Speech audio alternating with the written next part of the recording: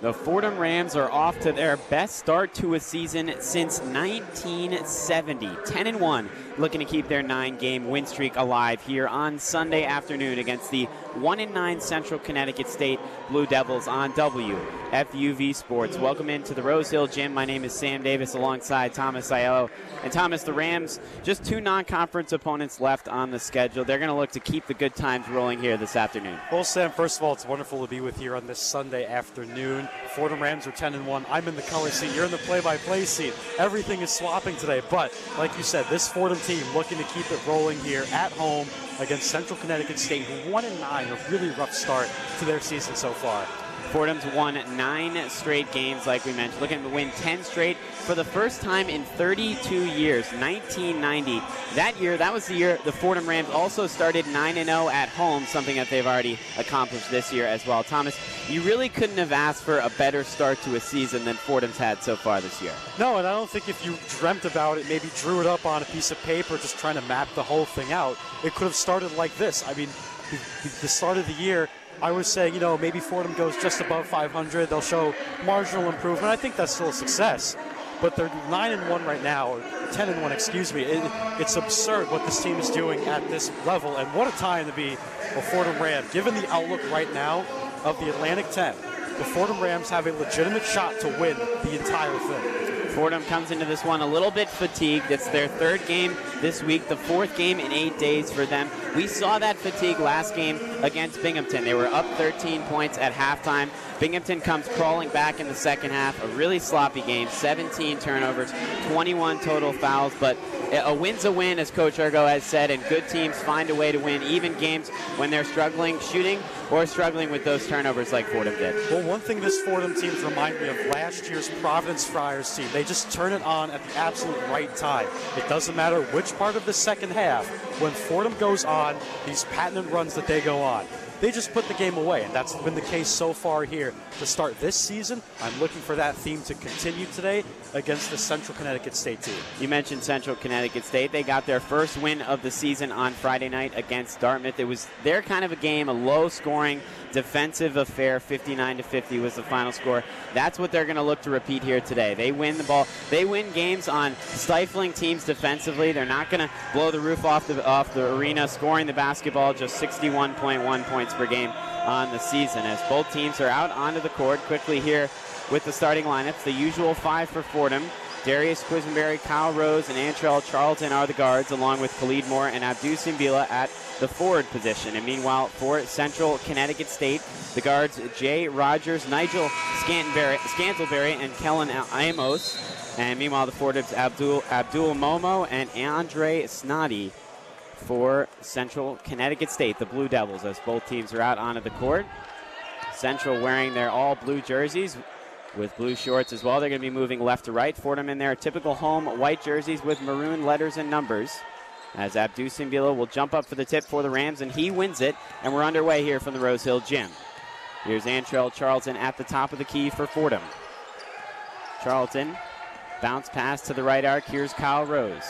Rose swings at Quisenberry, straight on 3 off a screen. It's good. A quick start for the Fordham Rams, 3-0. Well, that's how you start a game at home. Put the foot down early. Darius Quisenberry, one of the best players at the mid-major level, knocking down a 3. Darius Quisenberry, the leading scorer for the Rams, 18.1 points per game. That's good for 6th in the A10 here early on, as it's going to be Snoddy at the top of the key. And here's Scantleberry at the left arc for Central. Pass it to the right arc, Rogers. Rogers pump fakes. Now he's going to try a 3. It's good. Both teams trading 3-pointers in the first possession. It's 3-3 with 19 minutes to go in the first half. Quisenberry with a bounce pass to Rose. Rose to Charlton at the left arc. Charlton makes a move off a high screen from Khalid Moore. Looks to drive baseline. Passes it out, but it's going to be out of bounds. It looked like Charlton stepped out of bounds there. Well, that's a really good drive by Antrell Charlton, just taking it right into the teeth of the defense early on, trying to draw a double-team kick out to a shooter. Right idea, just had the toe out of bounds. Jay Rogers will bring it up for Central. He had 11 points last game against Dartmouth in the win, off of a screen at the top of the key. Now at the right elbow, takes a mid-range jumper, too strong off the back rim, but rebounded there by Momo, who passes it out to Snoddy, who has it at the left arc for the Blue Devils. Here's Snoddy off the screen. Kicks it out. Rogers at the top of the key. Rogers Drifting towards the right arc. Now 5 seconds on the shot clock. Rogers still has it at the right arc. Now off of a screen. Looks to drive, puts up an elbow jumper. It's good. Jay Rogers with 5 points. Central Connecticut with 5 points. They lead Fordham 5-3. Here's Charlton the other way. Hands it off to Kyle Rose. 18 minutes to go in the first half.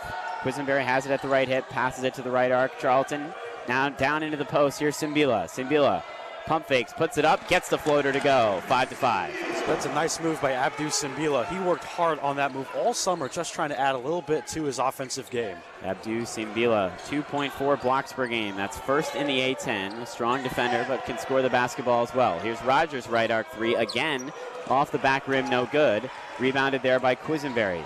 Quisenberry passes it to Charlton, who's going to drive into the paint, kicks it out. Khalid Moore, pump fake. He's going to drive towards the lane, puts it up with the right hand, off the glass, no good. Rebound tipped up, and here's Rogers for Central Connecticut. Rogers the other way, looking to push in transition, now slows it down a little bit. Here's Kellen Amos, guarded by Kyle Rose. Amos off of a screen at the top of the key. Amos looks to pass it, a wild pass. Quisenberry goes to the ground, but Scantlebury regains possession here for Central. Scantlebury under 10 on the shot clock. Here's Rogers at the right arc. He's going to try another three, and it's good. Rogers with 8 points for Central. They're up 8-5 over Fordham. Jay Rogers has been shooting the ball really so much for the Central Connecticut team all season long, and he's put up 8 points so far. He's carrying the entire scoring. Here's Rose at the right arc for the Rams. Holds the ball at his hip, pump fakes. Now pass it into the far corner. Here's Moore. Moore's going to drive baseline. Moore, double team, kicks it out, skip pass. Quisenberry left arc three. It's good. Second three of the game for Darius Quisenberry. Ties this one up at 8. Darius Quisenberry, his second three. You got to put a hand up, otherwise hand down, man down. Scantlebury brings it up for Central. Guarded there by Rose. Bounce pass at the right elbow. Here's Momo. Hands it off to Snoddy. Snoddy takes a jumper in the paint. No good. Tipped up. And rebound there for Central Connecticut. Swinging it into the corner. Here's Amos. He's going to try a three. No good. Rebounded by Khalid Moore. Tied at 8 with 16 minutes to go in the first half. Khalid Moore the other way. Coast to coast for the Rams. Here's the left arc Quisenberry. He's going to drive it in the lane. Jump stop. Has the ball ripped away from him. Scantlebury the other way. Passes it to Amos. Central in transition, and he's fouled. Kellen Amos driving into the paint is fouled by Antrell Charlton. So it looks like he will head to the line for 2 free throws. 16:01 to go in the first half. We're tied at 8. Well, this is one of the things, Sam, when you're taught to play defense in transition, if you know you can't get the block, you're not in position to take a charge, just foul the guy hard and make him earn it at the free throw line. That's one of the fundamental ways you learn to play defense, because if you just can't get back to make a full stop, as Amos hits the first free throw, you just got to slow him down any way possible. Kellen Amos is the leading scorer for this Central Connecticut team, 13 points per game. He also has 14 dunks on the year. That's first in the NEC, so it's a good stat. He flies high above the rim, hits both free throws here, so it's 10-8 Central over Fordham. Now under 16 minutes to play in the first half. Will Richardson's checked into the game. He carries the ball up for the Rams, hands it off to Quisenberry, bounce pass to Charlton at the top of the key. Holds the ball over his head, swings it right arc. Quisenberry's going to try another three. He hits another three. Darius Quisenberry on fire to start this one with 9 points. 11-10, Fordham in the lead. That's one of the best plays in basketball, the pin down screen, and you come around for a three ball. Amos the other way. He puts up a floater at the right block, gets it to go. A high-scoring affair here to start this one. 12-11, both teams out of the gate hot. Fordham 4 for 5 from the field as Richardson bounces it to the right arc, Charlton. 12-11, 15 minutes to go in the first half. Central in the lead by 1. Here's Simbila at the top of the key. Passes it to Moore at the right arc. Moore into the corner, Charlton. He's going to try three, and it's wedged between the backboard and the side of the rim. And that will be a stoppage in play, a rather rare stoppage in play there on the wedge, and that will lead us to our first media timeout. 15:07 to go in the first half. Central Connecticut State 12, Fordham Rams 11. You're listening to Fordham Basketball on WFUV Sports.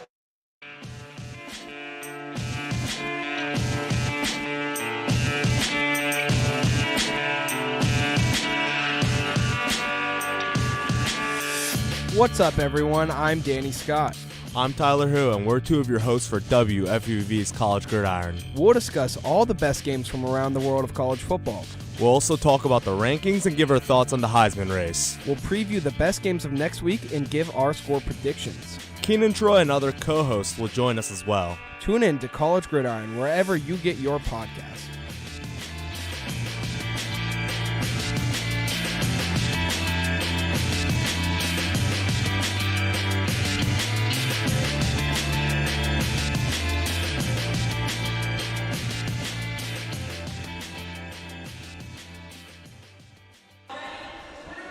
Welcome back to the Rose Hill Gym. Sam Davis with Thomas Aiello here with WFUV Sports. A hot start for both teams here after the first media timeout. It's 12-11, Central Connecticut State over Fordham.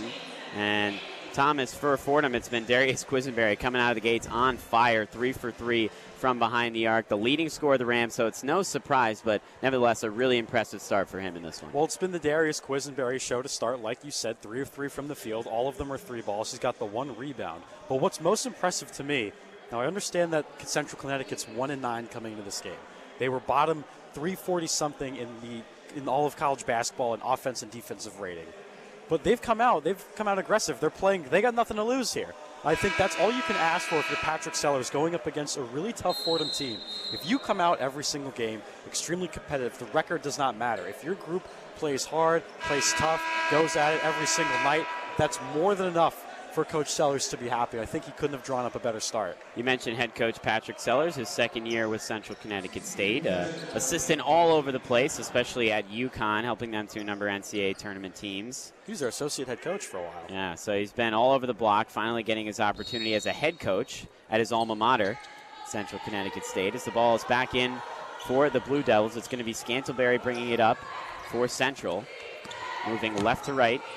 And they're all blue jerseys as it's going to be Jaden Brown checking into the game. He hands it back off to Scantlebury, driving in the paint. Now passes it off to Brown. He goes up and he's fouled. Abdu Simbila went up with him and picked up the foul for Fordham. See, that's an interesting call as well because Abdu Simbila, he's 6'9", 240 pounds. The guy's huge, and he can jump to the top of the backboard if he wanted to. Some of the officials need to understand that when you're running into a person like that, it may look like he's trying to foul you, but that's just how strong he is. But didn't have his feet set that time. Just put the hands up and kind of jumped with him, but this is 2 free throws. Simbila, big body, 6'9", 245, like you mentioned. A physical defender in the paint. But does pick up the foul there. The first free throw is no good. So it's going to be Brown for one more, the sophomore from Providence, Rhode Island. Played in every game so far this year off the bench. Rattles home the second free throw. It's 13-11. Central up 2 on Fordham. 14:45 to go in the first half. It's going to be Richardson, the freshman, bringing it up for the Rams. Bounce pass to Charlton at the right arc. Charlton, cross-court pass into the paint here at Simbila. He's double-teamed now underneath the basket. Spins, puts it up, and 3-second violation will be the call. Underneath the basket for just a little bit too long is Abdu Simbila. I don't know how he got up to catch that pass. It looked about 5 feet over his head. He looked like Travis Kelce, like a tight end in football. It definitely looked over the rim, too. Yeah. He was soaring up to catch that pass. But Central Connecticut State's smart. They brought the triple team underneath the paint, and it caused a 3-second violation. It's going to be Rostik Nowitzki checking into the game for Simbila, who picked up that foul on the last possession. As Rogers lobs it up to Brown and hands it right back off to Rogers with the early 8 points for Central leading the way. Here's Rogers passing it, looking for Scantlebury. It's almost turned over. Now it's saved by Brown. Here's Scantlebury diving to the floor. Richardson, Scantlebury passes it into the corner. Snoddy, he's going to drive baseline. Now in the near corner, here's Rogers, and a shot clock violation. Rogers, instead of putting up a shot, tried to get that one extra pass to Amos at the left arc, but it was not in time for the shot clock. Well, all started with Will Richardson hitting the deck, going after the loose ball in the backcourt. Just totally took CCSU out of their rhythm. Will Richardson, the freshman, and 5 points, a couple assists last game against Binghamton. Here's Quisenberry at the top of the key. At the right arc, passes it to Richardson. Richardson through the legs dribbles, going to look to drive towards the basket, has it deflected away out of bounds, and possession will be in favor of Central Connecticut State. It's off of Fordham. Well, that's one of the parts of being a freshman in college basketball. You're going to have your moments, but then there's going to be growing pains. Will Richardson, very good ball handler, incredibly fast, just tried to do a little bit too much there. Will Richardson getting a lot of playing time lately. It's been a vote of confidence from head coach Keith Ergo, as Brown's going to take an open shot at the free throw line, but he misses it. Nowitzki grabs the rebound. Here's Khalid Moore the other way for the Rams. At the right arc, he's going to drive baseline, through the legs dribble, working in the right block, kicks it out. Kyle Rose at the A10 logo, bounce pass to Moore, who goes up and is fouled. The layup, was no good, but Moore will head to the line for 2 shots. Khalid Moore is such an intelligent player. 4 years at Georgia Tech, ACC tournament champion. He's gone to the NCAA tournament. Experience is what Coach Ergo preaches with this group, and this team's got a ton of it. You see underneath the basket, he's able to wait for the double team to come, get the guy in the air with the pump fake, and now he's got 2 free throws. Khalid Moore, 17 points, 8 rebounds, and 4 steals, which was a season high for him last game against Binghamton. The first free throw rattles out. Like you mentioned, the Georgia Tech transfer. Went to high school in Queens at Archbishop Malloy. One more free throw, and it rattles home to make it 13-12. Fordham trails by 1. The offense for both sides has slowed down a little bit here after that first media timeout. 13-15 to go in the first half. Bounce pass to Brown, who holds it at the top of the key. Hands it off to Amos. He's going to drive at the right elbow. Stops. Passes it back out to Sweatman, who's checked into the game. Bounce pass, here's Brown. Into the paint. Brown puts up a little floater. Short. Gets his own miss and gets the layup to go. 15-12, Central in front of Fordham. Here's Quisenberry the other way at the right arc. Passes it into the paint. Nowitzki goes up. Puts it up with the left hand and gets it in. Nowitzki brings this one back within 1 point.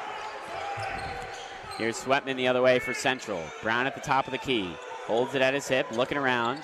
Now drives into the paint, guarded by Nowitzki at the left block. Spins, Brown pivots, puts it up. It's rejected by Kyle Rose. Out of bounds off of Fordham. Central Connecticut State will keep possession. Well, Kyle Rose just coming seemingly out of nowhere, totally leaving his assignment at the top of the perimeter, come down and help Rostik Nowitzki. Gets the block from behind. He's been so good at weak side help D this year. Kyle Rose, a strong defender, also a strong three-point shooter, brings a lot to this group. As here's Sweatman driving into the paint, puts up the floater, off the side of the rim, no good. Rebounded by Richardson. Will Richardson looks to push, now passes to Kyle Rose at the left arc. Rose, crossover dribble, step back three, in and out, just missed. Rebound by Snoddy for Central. They're going to push it quickly. Here come the Blue Devils. Snoddy kicks it into the corner, now swinging it back out. Here's Scantleberry, holds it at his hip. Guarded by Khalid Moore off of a high screen from Brown. Here's Scantleberry driving towards the left elbow, hesitates, puts up the layup off the glass, no good. Rebounded by Nowitzki. Back and forth action here. Quisenberry, step back, deep three, it's good. From way downtown there, Darius Quisenberry. Fordham goes up 2, 17-15. He's 4 of 4 from 3. You might want to put a body on him now. As here's Scantleberry for Central off of a couple screens. And it's going to be an offensive foul. A moving screen there against Central Connecticut State. Fordham takes the lead 17-15, 11:39 to go in the first half. We're going to send it back to the Rose Hill Studios for a one-on-one scoreboard with Brian Raybacks. The one-on-one scoreboard. Let's start in East Rutherford, New Jersey here on this NFL Football Sunday. The Giants coming today as underdogs against the NFL best Philadelphia Eagles. They're scoreless in the first quarter. And the Jets also have a huge game today as they're on the road against the Bills. They're scoreless as well. A number of games have kicked off around the league. The Lions are out to a 7-0 lead over the Vikings. The Bengals look to continue their winning ways as they host the Cleveland Browns. And the Lamar Jackson-less Ravens are in Pittsburgh to take on the Steelers. In the 4 o'clock window, Tom Brady and the Bucs will go up against the San Francisco 49ers. And a game to watch out for if you're a Giants fan, the Seattle Seahawks will host the Carolina Panthers. And on the other side, Jets fans will be interested in tonight's Dolphins and Chargers matchup on Sunday Night Football. That game is at 8:20. And finally, over to the association, the Knicks will be hosting the Sacramento Kings later as though to get back above 500. Tip-off at the Garden is set for 6 o'clock. With the one-on-one scoreboard, I'm Brian Raybacks.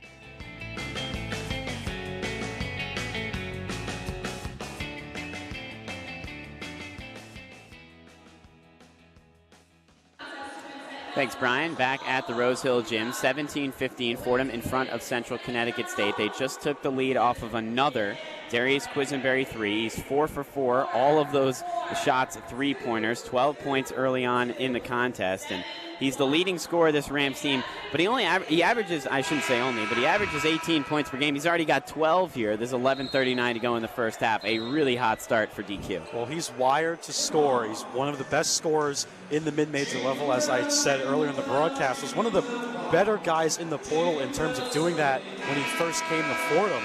But what's driving me crazy right now, Sam, is the lack of box out on defensive rebounds. Fordham right now is trying to track the ball down rather than find the guy, box him out strongly, and then just push him off you and then go for the rebound. They need to get the box out thing corrected because right now they're losing the rebounding battle 7-5.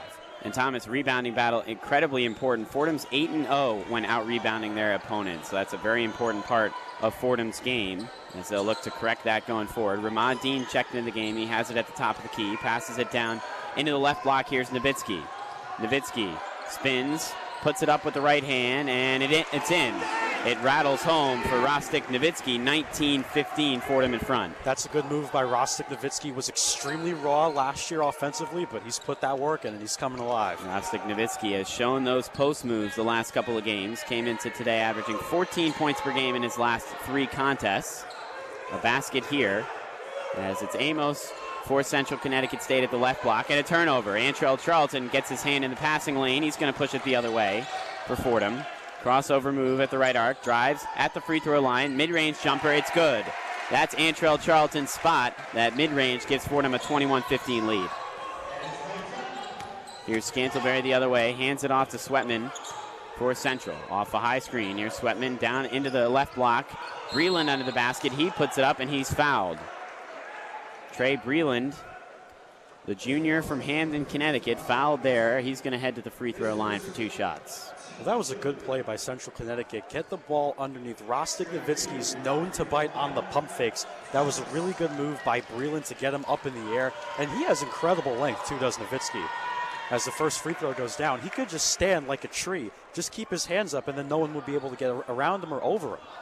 You mentioned Nowitzki. He's definitely the one downside to his game this year has been foul trouble. He's gotten to it a little bit. He fouled out last game against Binghamton. His second free throw is good as well. So it's 21-17, Fordham up 4, with now 10:30 to go in the first half. Charlton advancing it over half court, passes it to Rose at the right arc. Rose kicks it out to Dean at the top of the key. Swinging it to Charlton at the left wing. Charlton, bounce pass into the left block. Here's Nowitzki again. Nowitzki backing down his defender in that left block, going to work, and a foul is going to be called on the floor. It'll go against Momo. An impressive physicality there from Nowitzki in the paint. Well, Abdul Momo holding his own against Rostik Nowitzki, but you got to keep those hands up. You more so have to push your guy out with the upper body, with the chest, because if you use those hands, they're going to get you for the push every single time. Momo, a talented defender, 1.5 blocks per game this year. That's good for second in the NEC conference. As Charlton takes another mid-range jumper, and it's good. Antrell Charlton with a smooth mid-range jumper, 23-17, now under 10 minutes to play. Fordham up 5. As here's Momo at the top of the key. Fakes the handoff, now does hand it off to Breland, who drives into the lane at the right block, has it rejected by Nowitzki. Here's Quisenberry the other way for Fordham. Quisenberry at the right wing. Swings it around the perimeter. Here's Charlton at the left arc. He's going to take another mid-range jumper. That one's a little too strong, but a rebound tracked down by Nowitzki. Here's Kyle Rose off a high screen. Pass it into the right block. Nowitzki goes up. He's fouled and one. Rostik Nowitzki showcasing that physicality, and he'll go to the line for one more. Well, Rostik Nowitzki has taken the second half of today's show. Darius Quisenberry with the first act, and now it's Nowitzki getting underneath the basket in the pick and roll, the oldest play in basketball and the most effective, and he's going to get one more at the free throw line. Rostik Nowitzki has been on a roll in the last couple of games. Looking to build on that with 6 points early on. He's 3 for 3 from the field. And the free throw rolls home as well. So make that 7 points for Rostik Nowitzki, the senior from Ukraine. 26-17, Fordham up 9 with 9:20 to go in the first half. Sweatman passes it out to Momo. holds it at the left elbow, passes it right back to Sweatman at the top of the key. Sweatman, bounce pass, here's Trey Breland. He's going to drive into the paint, jump stop, puts it up. It's rejected again, out of bounds. And that one will be Fordham possession. So it's going to be off of Breland, and Fordham will take over. Well, if I'm Coach Ergo, I'm not very pleased with that possession because of the way it ended. No one boxed out again. They got lucky because it went off of a Central Connecticut State player, but you have to box out on the defensive end. I cannot stress it enough. The rebounding battle now tied at 7 for both sides. With 9 minutes to go in the first half, Charlton hands it off to Quisenberry. Here's Rose at the top of the key. Now Nowitzki. Handing it off to Quisenberry, down into the paint. Nowitzki loses possession of the ball on the pass, and it's going to be a jump ball, so possession will stay with Fordham. A bad pass there from Quisenberry, but Nowitzki with a nice job scrambling and working for that jump ball. Well, that was a good recovery. You got to scramble in those sort of situations, as you said. Got a little bit in panic mode, but Nowitzki very calm, knows what he's doing, and now he'll get a nice breather. He earned it. Simbila checking back into the game. Fordham's two-headed monster in the paint there between those two guys, both having very solid years for the Rams. A big reason for their success. As passing into the corner, Rose, bounce pass to Simbila. Passes it back out to Rose at the left arc. He's going to drive baseline. Kyle Rose, cross-court pass. Ramad Dean in the far corner for 3. It's good. As the shot clock expires, Ramad Dean hits that 3. Fordham goes up 12, 29-17. Oh, he's got a nice stroke, Ramad Dean. Keeps the ball above his head. He can hit threes in a smooth motion. Here's Amos for Central Connecticut off of a screen at the right elbow. Guarded by Dean. Drives into the paint, and a foul is going to be called. Kyle Rose tried to get a hand in there, trying to work for the jump ball, but instead it looks like it's going to be a foul. So Central will inbound underneath their basket. One of the Fordham strategies today, as soon as the ball enters underneath the arc, attack it at every single instance. A triple team forces an inbound pass. Here's Snoddy at the top of the key. And now Amos for Central. Holding it at his hip, now backing up to the Fordham Rams F logo. Now passing into the paint. Spinning as Momo puts it up off the glass. No good. Rebounded by Dean. That little floater there rolled in and out. The other way, here's Charlton off of the screen. Lob to Simbila at the left block underneath the basket. Now he's double teamed, and it looks like Simbila stepped out of bounds. So a turnover there, and that's going to be the under 8 media timeout here. Fordham in the lead, 29-17 over Central Connecticut State. 7:52 to go in the first half. This is Fordham Rams basketball on WFUV Sports.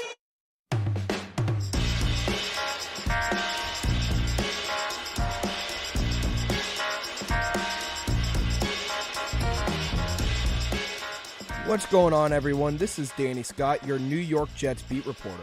Join me all season long for updates, features, and analysis as the Jets' young core looks to take flight. Follow me on Twitter, dscott_33, or check out our WFUV Sports YouTube page for all things Jets.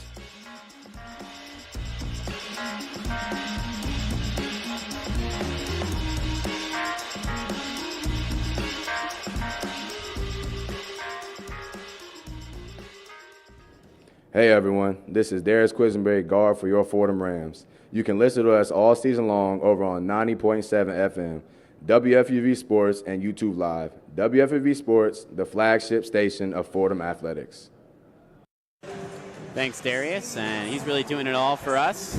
Doing the promos. He's got 12 points here, 4 for 4 from the floor early on in this one. 29-17 Fordham in front of Central Connecticut State with 7:52 to go in the first half. And Thomas, after the first media timeout, both sides kind of close. Fordham has found themselves pulling away a little bit here. A good sign for them as obviously playing a 1-9 opponent and looking to keep that win streak and that home win streak going for the Rams. Well, right now the Rams are on an 8-0 run in the last 2 minutes and 40 seconds. A lot of credit there. Starting to clean up the rebounding a little bit more. 9-7 is the score in the rebounding battle. But what I'm most interested in is who of the group that's not mainstays, who's going to offensively do some things today, score some more points maybe, help out on the boards, that sort of stuff. I'm looking at two people. Ramad Dean, I think, should be someone who should have a good game today, and I think that Zach Riley should be another person who should have a nice game today as well. They don't really score too much because they have very specific roles and rules within this team. But if you're going to let any one of those two guys loose, it might as well be today. Zach Riley, a great story for the Rams, who did not play against Harvard, and then immediately after that, the following game against Maine, came out with 11 points, 3 of 5 from the field. He's ready whenever they call his name off the bench, doing a great job for the Rams filling that role. In addition to Ramad Dean, also kind of limited minutes off the bench, but still performing for the Rams, the freshman, as we're just about getting ready to get back underway here. And Dean is an incredible athlete, too. If you watch the practices, this guy could jump to the ceiling. He is an unreal athlete. Sweatman will have it for Central, working it over the half-court line for the Blue Devils. Hands it off to Rogers back into the game at the right arc. Going to try another three. It's good. That's his spot right there, as he's hit a number of three-pointers from that right arc. It's now 11 points for Jay Rogers, leading the way for Central. 29-20, Fordham up 9. Charlton passes it out to Dean at the top of the key. Pump face, looks to drive, loses possession of the ball, dives to the floor. It's going to be a jump ball, and this will be a turnover as Central Connecticut will have it on the possession arrow. This is, again, the freshmen. They have their moments, and then they're going to make these mistakes. Ramad Dean trying to do a little bit too much. We'll call it an announcer's jinx there. We were just talking about what he was able to do for Fordham off the bench. Turns it over, but sorry, guys. Nevertheless, Fordham up 9, 29-20. Sweatman has it for Central. Guarded by Zach Riley. As here's Sweatman at the right arc. Hands it off to Scantlebury. Scantlebury, the leading scorer for Central Connecticut last year. Passes it to Rogers in the paint. Off the glass, no good. Strong rebound there by Simbila. Passes it off to Charlton, who pushes it for the Rams in transition. Driving to the paint, and he's fouled. Working his way into the paint, Antrell Charlton. A reach-in foul. It's going to be on the floor, and Fordham will inbound underneath the basket. That was a good drive again by Antrell Charlton. Just had a hand come up and smack him in the face. If Fordham's going to keep this possession, I would like to see a nice backdoor cut, maybe a long pass for an easy layup. There can be a couple pin screens on the far side of the lane. That would be a nice play. Antrell Charlton leading the team in assists with 4.6 per game. He's got 2 today, already. As that ball is lobbed into Elijah Gray, he's checked into the game. Another freshman driving to the paint, and he's going to travel. So a couple of mistakes by the freshman here as Coach Ergo tells Elijah Gray to settle down as he just checked into the game. Well, Elijah Gray, another interesting player. They brought him on in June. Love his post game. He just has to get a little bit more discipline. As Central Connecticut has it at the top of the key. Hands it off here, Scantlebury. Rogers is going to try a three now from the left arc. That one's too short. Rebounded by Simbila. Here's Riley the other way for Fordham. Passes it to Rose at the top of the key. Swings it Charlton right arc. Looks to drive. Towards the A-10 logo. Kicks it out. Riley left arc three. Off the side rim, no good. Rebounded by Simbila. Double teamed in the paint there. Simbila is going to be fouled. Central's brought that double team against Abdou Simbila a number of times, but he did a nice job holding on to the basketball, drawing the contact there. And it's a really good call by Patrick Sellers. I know that there's a foul, but if you're a team, and this Central Connecticut State team is not nearly as physical or as strong as Fordham, but that's a good call because you slow it down, you try to throw them out of their rhythm. Lob pass into Charlton at the extended right elbow. Through the legs dribble. Into the paint now at the left block. Here's Charlton. Still dribbling with the basketball, and it's going to be an offensive foul. Antrell Charlton getting a little bit too physical in the paint there. So Fordham, that lead still sticking at 9 points, 29-20 with 6:21 to go in the first half. Now, I know Antrell Charlton's a great inside player, but had he kept his head up, because he had his head down when he was dribbling, Elijah Gray was wide open in that near side corner. That could have been a three ball right there. Central Connecticut won for their last 9 from the field, struggling in that field goal percentage here. It's going to be Rogers at the left arc, the only guy that has had success offensively. Now it's Limerick checking in the game. Right arc three, too strong. Rebounded by Riley for Fordham. Here's Riley, passes it to Kyle Rose. Rose at the left arc. Off a high screen from Simbila. Swinging it into the corner, Elijah Gray is going to take a deep two. It's in and out. Rebound tipped up by Simbila. Working into the paint, puts it up with the right hand, gets it to go. Impressive offensive rebound from Simbila and the putback for the Rams. The other way, Central Connecticut. Here's Rogers at the left arc. He's going to look to drive. Puts it up and gets it off the glass and in. Rogers wanted a foul as well, but impressive work from Jay Rogers. Now 13 points, 31-22. Fordham up 9 with 5:26 to go in the first half. Quisenberry passes it to Gray. Swinging it around the perimeter. Rose left arc three. Too strong. Rebounded by Simbila. Another offensive rebound for Abdou Simbila. As here's Kyle Rose, driving baseline. Swings it into the corner, the far corner, Gray. Gray's going to spin, puts it up with the right hand, and he's fouled. The freshman Gray will head to the free throw line with 5:05 to go, 31-22, Fordham in the lead. Well, that was one of the things I said earlier about Elijah Gray, the coaching staff. They love him. They think he's interesting, a very mobile big man. He can take everyone off of the bounce. If he, like I said, if he can get his discipline, maybe get the hand a little bit tighter, this kid could be a real player. Elijah Gray had 10 points earlier this year against Arkansas. Had 2 blocks and a rebound in just 3 minutes last game against Binghamton. The first free throw rolls in for Gray, freshman from Charlotte, North Carolina. 32-22. Fordham up 10. Gray will have one more free throw here as some of the students here for Fordham file into the stands.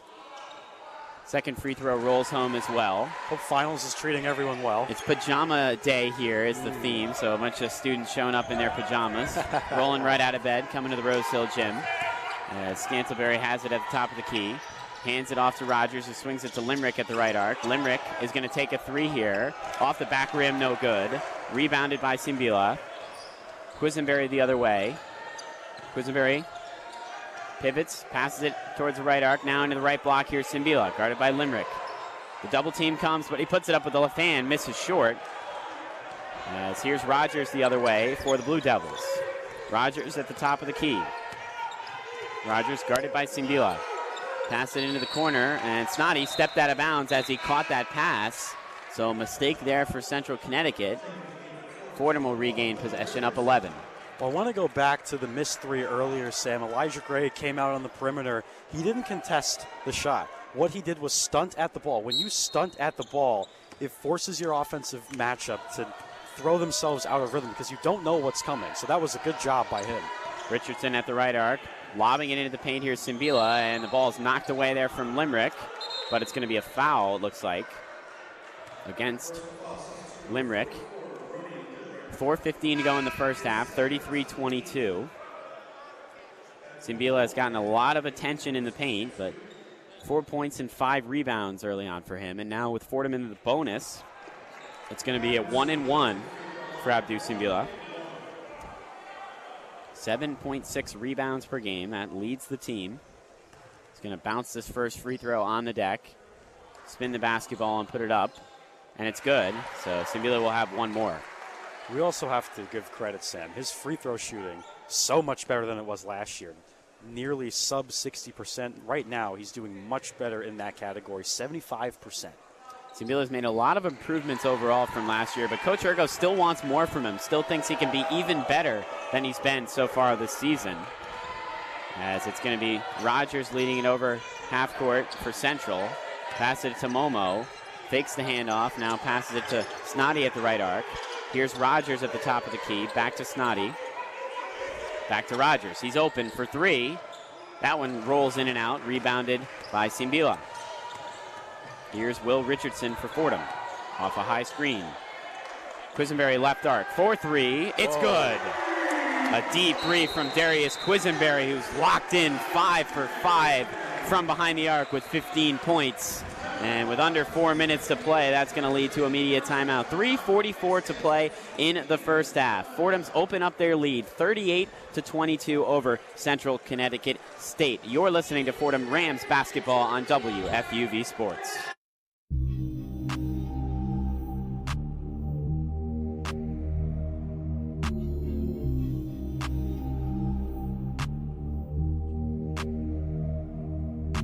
What's going on, guys? Bridge Gotham here, your New York Giants beat reporter for WFUV Sports.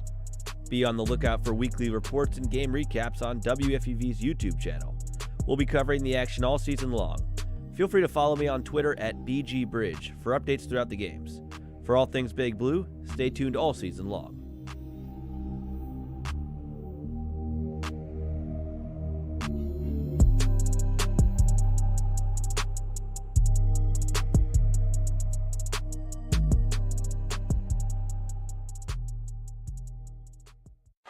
Welcome back to the Rose Hill Gym. 3:44 to go in the first half. Fordham's opened up their lead, 38-22. They've been on a 7-0 run in the last minute and 50 seconds. and they're holding Central Connecticut just 29% shooting from the field. Central came out hot, but then definitely has slowed down. Darius Quisenberry came out hot, and he's still hot with 15 points and 5 of 5 shooting from behind the arc. And Thomas, I hate to start after coming back from break, I hate to say it's Darius Quisenberry every time, but it's hard not to talk about this guy with what he does on the court for the Rams, the leading scorer, but the way he's able to hit these threes contested from deep behind the arc, it's incredibly impressive. It shows the talent that he has as a scorer night in and night out for the Rams. Well, 1,000 points at Youngstown State, but that last three, Sam, he was at the hash mark. He was almost near the block. He was pulling 3 balls. Right now, he's got 5 threes, 5 of 5. The last time he was on this sort of run was his first game at Fordham last year in the opener against Columbia. The guy nailed 6 threes in the first half. 6 in the first half. That is an absurd stat line to read out. But right now, what's really fascinating to me, look at this lineup out here. It's Quisenberry, Will Richardson, Zach Riley, Khalid Moore, and Elijah Gray. This is a combo we haven't seen this year so far. So Coach Ergo is trying this small ball lineup, almost like an old school Shaka Smart VCU team where they're going to run around the floor the full 94 feet. And that's something that Coach Ergo talked to us about using those different lineups, mixing and matching, especially in the non-conference, to try and figure out which lineup works best. And Fordham's run with the same starting 5 every single game, but they've switched up who comes off the bench which night, who's hot which night. And Coach Ergo has really used his depth all season long for the Rams. Scantleberry off of a screen for Central. Into the paint, passes it to the right block. Momo kicks it out. Scantleberry at the right wing. Off a high screen, driving to the basket, puts it up. It's blocked by Richardson. Will Richardson pushing it the other way in transition, puts it up with the left hand, off the glass and in. And a foul the other way there as he just got tangled up with Sweatman, but Will Richardson, haven't seen that all year, going up and getting a block, and then the other way, getting the basket in transition. Well, when Will Richardson was in high school, all he would do was just go up and over defenders with strong layups. At college level, it's a little different, but that's a nice move to see. Sweatman hands it off to Scantleberry. Scantleberry driving into the lane at the left block, now underneath the basket, puts it up with the right hand, gets it to go. Scantleberry's been held scoreless so far after his first career double-double last game in the win versus Dartmouth. But he gets on the board here with 2 points. Now it's 40-24, 16-point lead for Fordham. Elijah Gray drives into the paint, but has it knocked away. It's stolen. Here's Amos the other way for the Blue Devils. Amos at the left arc, drives into the lane, and has it deflected away. Elijah Gray tries to save it, but it's out of bounds off of Fordham. So Gray had it pickpocketed on one end of the court, but then was able to get a steal himself on the other end of the court, but possession will stay with Central. Well, it's a good time to pull him out now if you're Keith Ergo as Nowitzki comes in. Elijah Gray, as long as he gives you the good 3 or 4 minute spurts per game that he's going to play come A-10 play, I think that's more than a win for this coaching staff. Inbounding on the far sideline, it's Scantleberry. Passes it in. Here's Sweatman at the top, Amos at the top of the key. Now Sweatman at the right arc. He's going to drive baseline, picks up his dribble, hands it off to Momo. He's going to put work in on Nowitzki, but it's off the back rim, no good. Good defense from Rostik Nowitzki. Here's Riley the other way for the Rams. Khalid Moore at the top of the key. Richardson at the right arc. Richardson through the legs dribble, passes it to Nowitzki. Nowitzki holds the ball over his head. Posting up is Moore, and a foul is going to be called on the floor. 2:11 to go in the first half. 40-24, Fordham in front. Well, that was a very foolish foul by Kellen Amos, just pretty much hooking Khalid Moore underneath the post. That's one of the worst spots you could foul anybody. Now, I know that Central Connecticut, or Fordham rather, they're in the penalty, so they're getting the free throws, but if you're Central Connecticut, in a regular game where there's no penalty at that moment, that is a foul that needs to be cleaned up. Moore rattles home the first free throw. Now 9 fouls for Central in this first half. With still 2 minutes and 11 seconds to go. Fordham with 6 fouls. They have not cleaned up the turnovers. They do have 9 in this first half, but still out to a big lead as the second free throw is also good. As here's Central.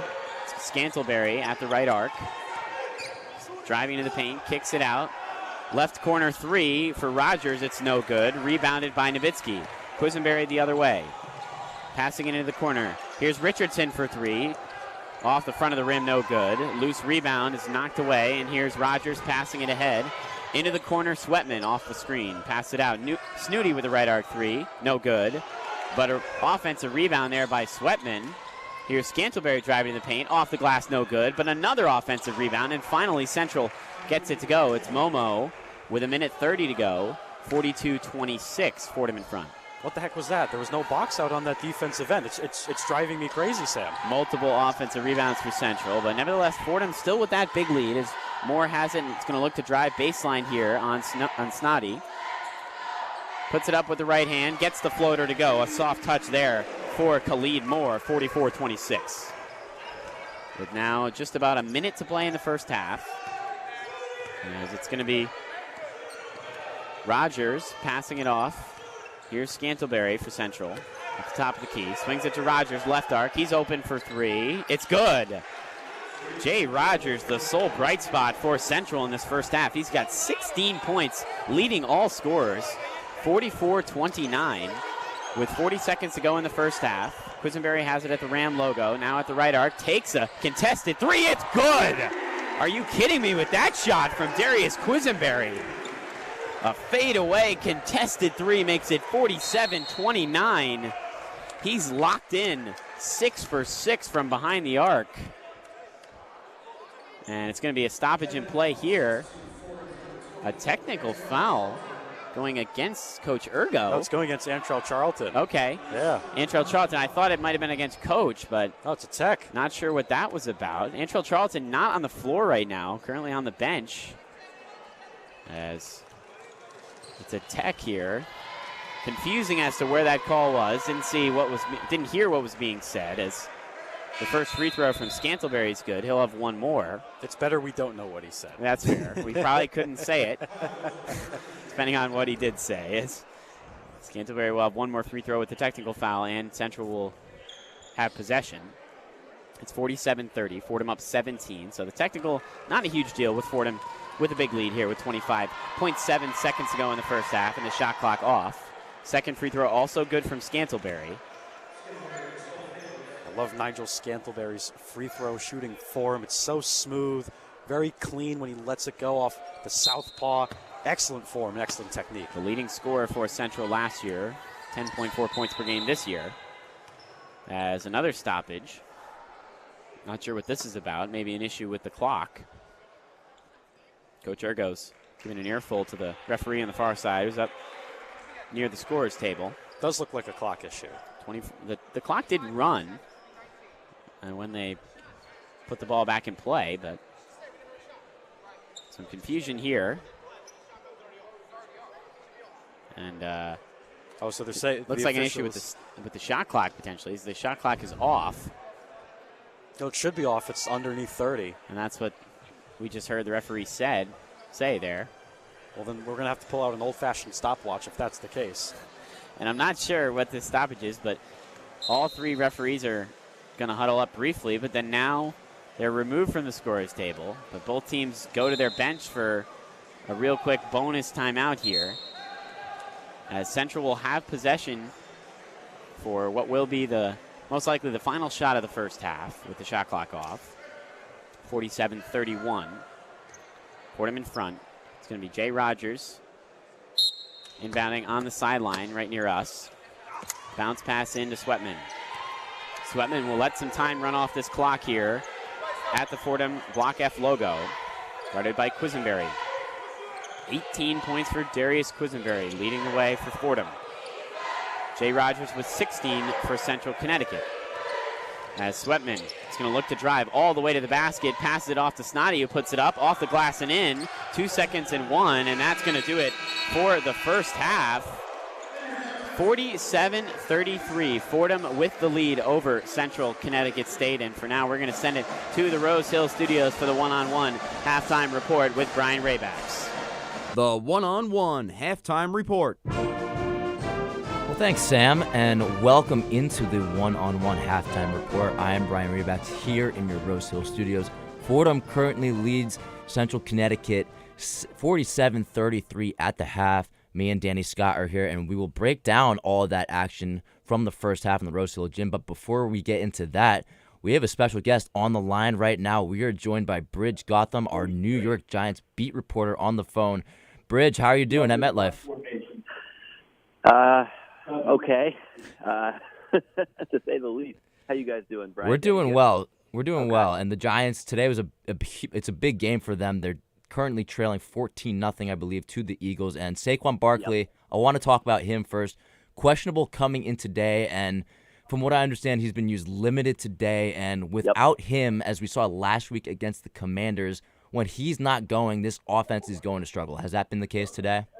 Yeah, so that's been the case. The Giants actually just punted Jamie Gillen, our punter, the Giants punter. He dropped the ball and then kicked it off the ground like a soccer ball. I know that sounds crazy, but he got about 20 yards off that.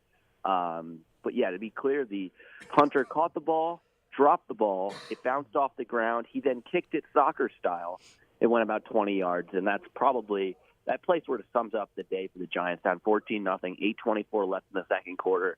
Looking for answers. Saquon Barkley, as you said, has seen limited time. It's Gary Brightwell getting a lot of those carries, Matt Breida getting a lot of those carries. Giants looking lost on offense, not much Daniel Jones can do with the ball. Meanwhile, the Eagles on their last possession, dominance. They march right down, and then on 4th and 6 from the 40-yard line, everyone thinks, oh, they're just going to try and draw the Giants offside.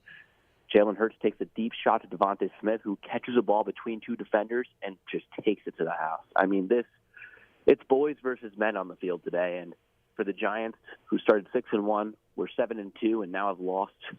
I think they're 1-3-1 in their last 5 games. They need these division wins more than ever. And when you see they have to face the Eagles again, Washington again, and they're going to see Minnesota on the road, here's the Giants searching for a couple more wins to inch into the playoffs. It's not looking good. Yeah, Bridge. Before this past drive that was six plays, it was only 9 offensive plays. Yeah. Saquon, you already mentioned he's not really playing very much. Who can the Giants turn to right now to try to get some yards? Is it going to be through the passing game? Is it going to be one of these backup running backs? You know, honestly, I think it's going to be one of these backup running backs. It's a rainy day out here today. It's cold. Daniel Jones not known for throwing the deep ball. Doesn't have that many weapons anyways. I think you're going to look for some of these running backs to get going, whether it be Matt Breida or a Gary Brightwell, because honestly, it doesn't look like they're going to win this game. But if you're going to get some sort of offense, it's going to come from there. And on the other side of the ball, what have you seen from the Giants' defense today? And we know the Eagles, they have a lot of weapons that are tough to stop. Jalen Hurts, A.J. Brown, Devontae Smith has a touchdown. Being down 14-0, what's been going wrong there today? Actually, hold on. So seems like, you're getting a PA announcement. The punt that I was telling you about earlier is deemed to be illegal. You guys are going to get a kick out of this, no pun intended, when you watch it on YouTube later, because it is just a soccer-looking play. But to your point about the defense, I don't know, man. The defense hasn't looked that great. I mean, they haven't. I don't know how many punts they've forced, if any, maybe 1 or 2. But it's just been a tough game for the Giants today. A lot of Eagles fans, obviously Philly's not too far from here. A lot of Philadelphia people in the New York area, so they had a great turnout. And yeah, the Giants are in a tough position. And then around the rest of the league, obviously Danny covers the Jets. The Jets are still 0-0. A lot of other games, the Cowboys are losing to the Texans, which is very surprising. So some fun NFL action around the league, but if you're the Giants, you need to win some football games to get into the playoffs. I don't know. Today's probably not going to be that day. I think next week against Washington, both teams will be 7-5-1 at that point. If the Giants don't win today, that game is really going to determine who goes into the playoffs, I think. So, Bridge, you talk about the remainder of the schedule. Obviously, they got the Eagles today, best team in the NFC. Then you got at Washington, at the Vikings versus the Colts, and then you got to go to Philly. It's a very tough schedule down the stretch. The Giants obviously started off so well, but this down the stretch is very difficult.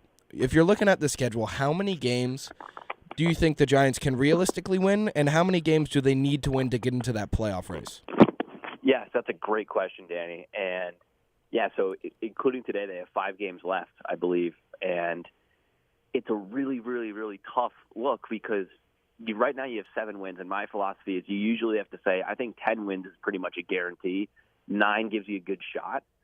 I think the Giants need to win next week against Washington and absolutely need to win against the Colts. I mean, the Colts is probably that only game where you feel pretty good if you're a Giants fan because the Colts, as we all know, have their own problems this year. They hired Jeff Saturday mid-season. They're not a playoff team. That's the only game left on the schedule where you're like, okay, the Giants will probably be favored. They're at home. They'll probably win that game. But if you're a Giants fan, next week is really your Super Bowl. It is that at Washington game, because other than that, you have to go, as you said, you have to go to Minnesota, you have to go to Philly. And that Philly game is week 18. So for all you know, maybe the Eagles are sitting their starters because they've locked up the number 1 seed. Very good. And point. they don't have anything to play for. But I mean, I don't know. I think the Giants are their rival. I think it'd be hard to just sit everybody. I mean, I don't know. I don't know what the philosophy is from a head coaching perspective, but the Giants have everything to play for. I mean, you remember a couple years ago, Doug Peterson, the Eagles, they didn't have anything to play for, but they sabotaged the Giants by putting in Nate Sudfeld at quarterback and letting the Washington football team win. I don't know if you guys remember that, but sure do. So, there's a lot in play here, but to basically answer your question quickly, the Eagles just scored again. It was A.J. Brown. It's now 20-0. It's getting ugly out here. I think if you guys on WFUV Sports listening, just focus on the Fordham basketball game. Much brighter future for that program than the New York Giants at this point because, man, if they don't win against the Commanders next week and they don't win against the Colts, I think this season's over. So, Bridge, obviously, I cover the Jets too. What's the food situation looking like there today? Is it a good lunch today? It's the usual breakfast spread. So you got sausage, eggs, tater tots, bacon.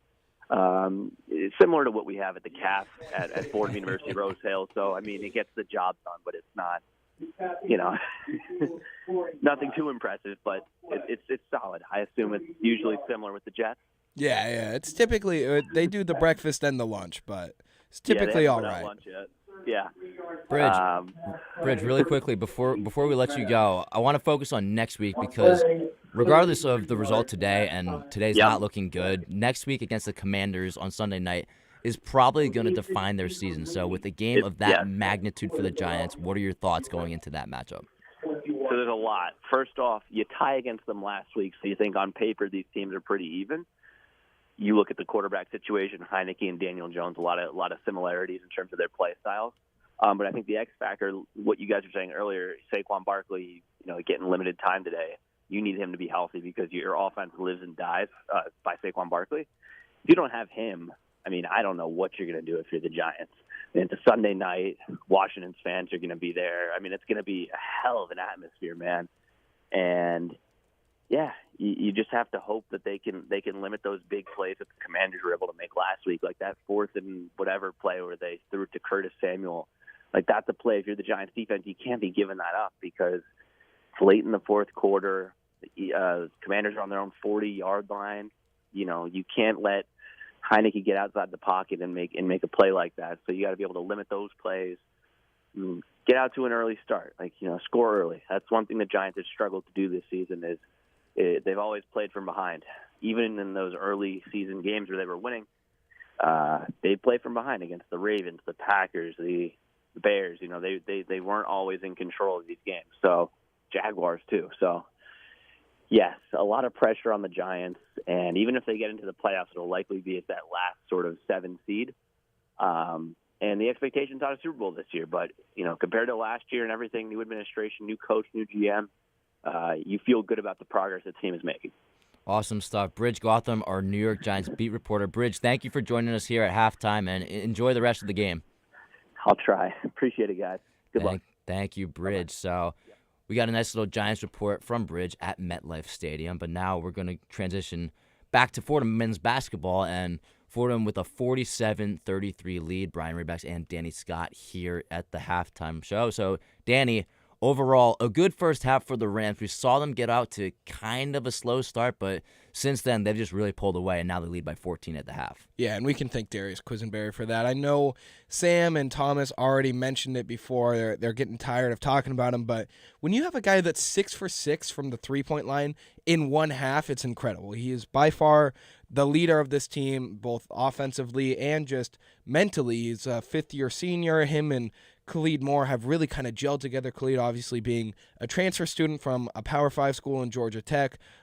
They've really kind of transformed this team. And last year we were very happy with how good Chuba Ohams was, obviously, but it feels like they have really taken that next step into becoming not only a contender in the A10, but a good basketball team. Absolutely, and you're seeing that now with the 10-1 record to start the year, and obviously the first half today reflects that. And really, it's just Fordham's a much better offensive team than Central Connecticut State, and that shows they're shooting 64% from the field today compared to CCSU, which they're shooting 33%. So they've kind of outclassed them in that regard, and I think Central Connecticut kind of surprised them a little bit coming out of the gates, because earlier we saw it was 12-12, 9-8. It was tight for a while, but ultimately Fordham was able to pull away, and now they're kind of doing exactly what they should be doing against the 1-9 Central Connecticut State. Well, that seems to be kind of the theme of this Fordham team. It's been a lot of slow starts.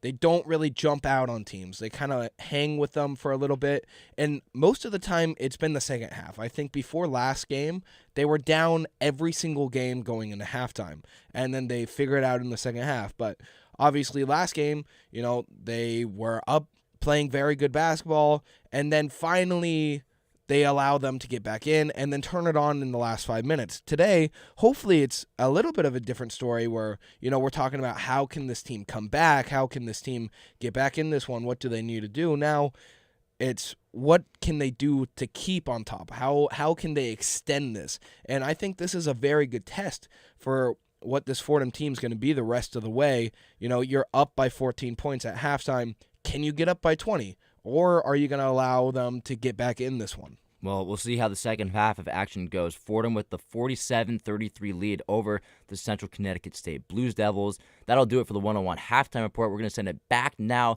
to the historic Rose Hill Gym, where Sam Davis and Thomas Aiello will have the call for the second half. Guys?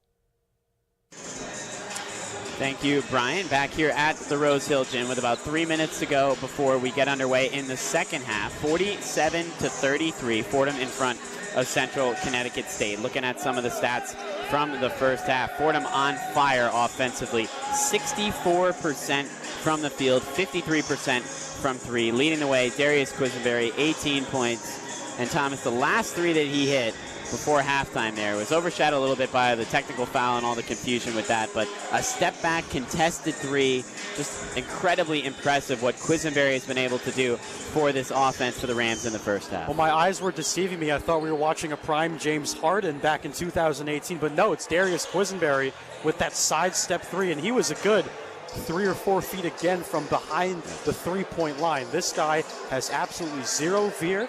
He plays with zero doubt, extremely confident in his scoring abilities. And right now, as you said, 18 points, 6 of 6 from distance. He's got no fouls either. That, I think, is the most impressive part. No fouls throughout that entire first half with all that production. I'd say that's a pretty good thing to keep going here if you're Fordham. Fordham winning that rebounding battle like we've talked about, being very important for the Rams winning games. They're winning the rebounding battle 20-11. The leading scorer for Central Connecticut State is Jay Rogers. He has 16 points, a very impressive first half from him as well. But what I thought about here, looking at the deficit, looking at the advantage that Fordham has after this first half, it reminds me a lot of last game against Binghamton, a game where they were up 13 points at halftime. Binghamton was able to crawl back into that game, get within 2 points in the second half before Fordham eventually pushed them away and won.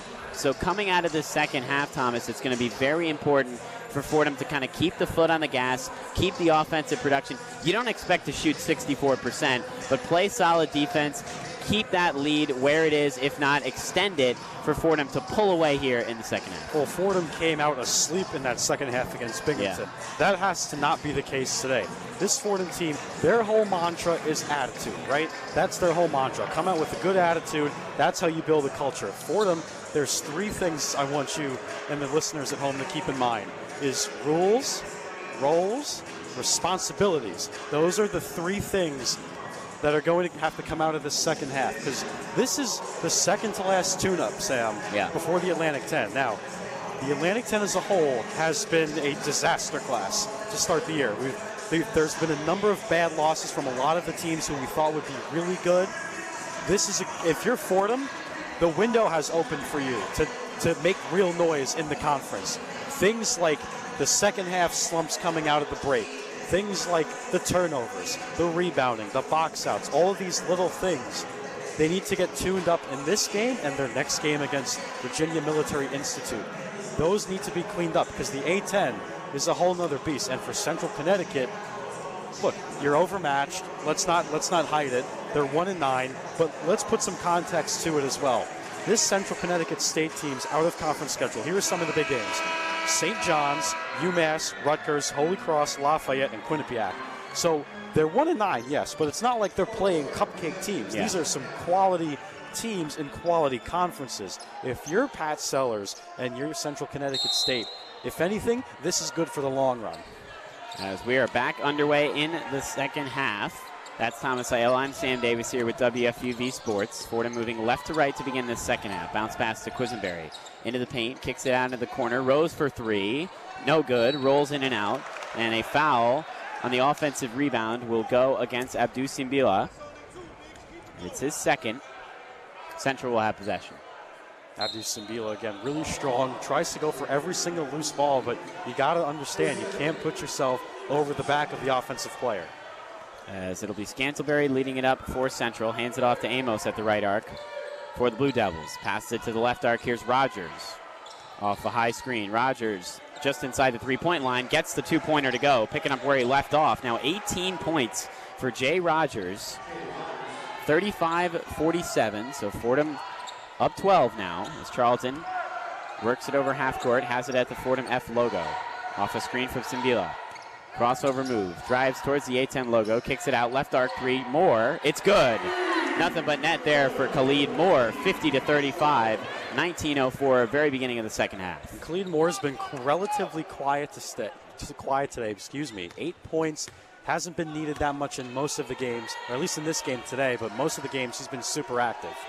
We'll see if he's more active here in the second half, hitting that three, as Rogers will once again drive in the lane, puts it up with the left hand, rolls out, rebounded there by Simbila. Here's Quisenberry the other way. Quisenberry at the top of the key, trying his luck again for three. That one's off the back rim. Rebounded by Moore. Good offensive board for Fordham. Now bounce pass in the right block here, Simbila. Pivots, puts it up with the right hand, the floater, in and out.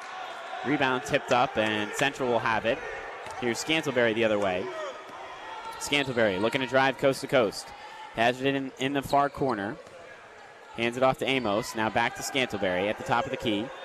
Holds it at his hip, off a high screen. Scantlebury now at the right arc. Going to look to drive on Simbila. Puts up the floater. It's good. Nigel Scantlebury gets the two-pointer to go. 50-37. Central with a couple of baskets to start the second half. As Charlton will have it at the top of the perimeter. Charlton drives into the paint. Easy to the basket for two. 52-37. That was a good shield by Simbila, pushing the defensive player out of the way, and Antral Charlton with a free two. An easy layup there for Charlton on one end. Now playing defense on the other end, guarding Scantlebury, who drives to the basket, and a reverse is good. A nice move there from Nigel Scantlebury with another basket coming out in this second half hot. Now up to 8 points on the day. 52-39 with 17:20 to go in the game. As Charlton has it at the top of the key. Little pass behind his back there to Quisenberry at the top of the arc. Now kicks it into the corner. Here's Charlton, the near corner. Passing it back out to Quisenberry. Missed the first three of his game already. Now he's going to look to drive into the paint. Has it tipped away, but a foul is called. Scantlebury didn't like that call as he thought he got all ball there. Reaching in on Darius Quisenberry. But it's going to be a Fordham inbound on the baseline underneath the basket. Darius Quisenberry, he's been letting it go from three, but you got to mix it up every once in a while. This time, in the second half, starting out driving the basketball, getting it in the paint, and drawing fouls. Darius Quisenberry, 18 points, like we mentioned, having an incredible first half. As Charlton at the right elbow, passes it to Rose at the left arc. Rose drives into the basket, easy jump step to the hoop, and gets the layup to go. A nice move there from Kyle Rose to split a couple of defenders and got right to the basket and had an open layup. 54-39. Fordham in the lead. 16:40 to go in the second half. Here's Snoddy at the left arc for Central. Passes it to Breland. Breland inside the three-point line. The two-pointer's good. Nothing but net there for Trey Breland. 54-41. So Central coming out of the second half, shooting the basketball much better than they did in the first. Charlton drives to the lane, puts it up off the glass, no good, but gets his own miss. Bounce pass into the corner, near corner. Moore will drive to the basket, puts it up, and It's good. A foul is called, I believe. So it's an and one there as he floated the ball up. It was a weird play where he tried to dunk it, but the ball was tipped out of his hands into the basket. So it's going to be an and one for Khalid Moore, who will be at the free throw line. That was also really close, Sam, to an offensive interference call. Because he had his hand on the rim. And honestly, Thomas, that's what I thought the call was going to be when they blew the whistle there. Just kind of holding your breath. You're like, wait a second, what? Yeah. So Moore at the free throw line, and it rolls in there. So traditional three-point play for Khalid Moore, 57-41. Fordham coming out in the second half hot as well, just like they ended the first offensively. Here's Rogers at the right arc. Dribbling it with his left hand. Now hands it off to Scantlebury. Scantlebury asking for a screen. Now picks up his dribble. Bounce pass to Breland at the top of the key. Swinging it towards the right arc. And an offensive foul there goes against Trey Breland as he was trying to set a screen for Rogers. And that's going to be our first stoppage and our first media timeout here of the second half. 15:50 to go. Fordham in front, 57-41 over Central Connecticut State.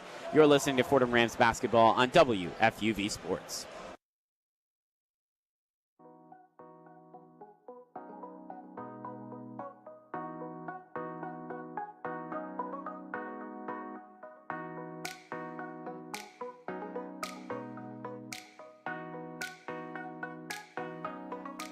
Hey everybody, Sam Davis here. Check out WFUV Sports on Twitter, YouTube, and Facebook at WFUV Sports, and Instagram at WFUV_sports.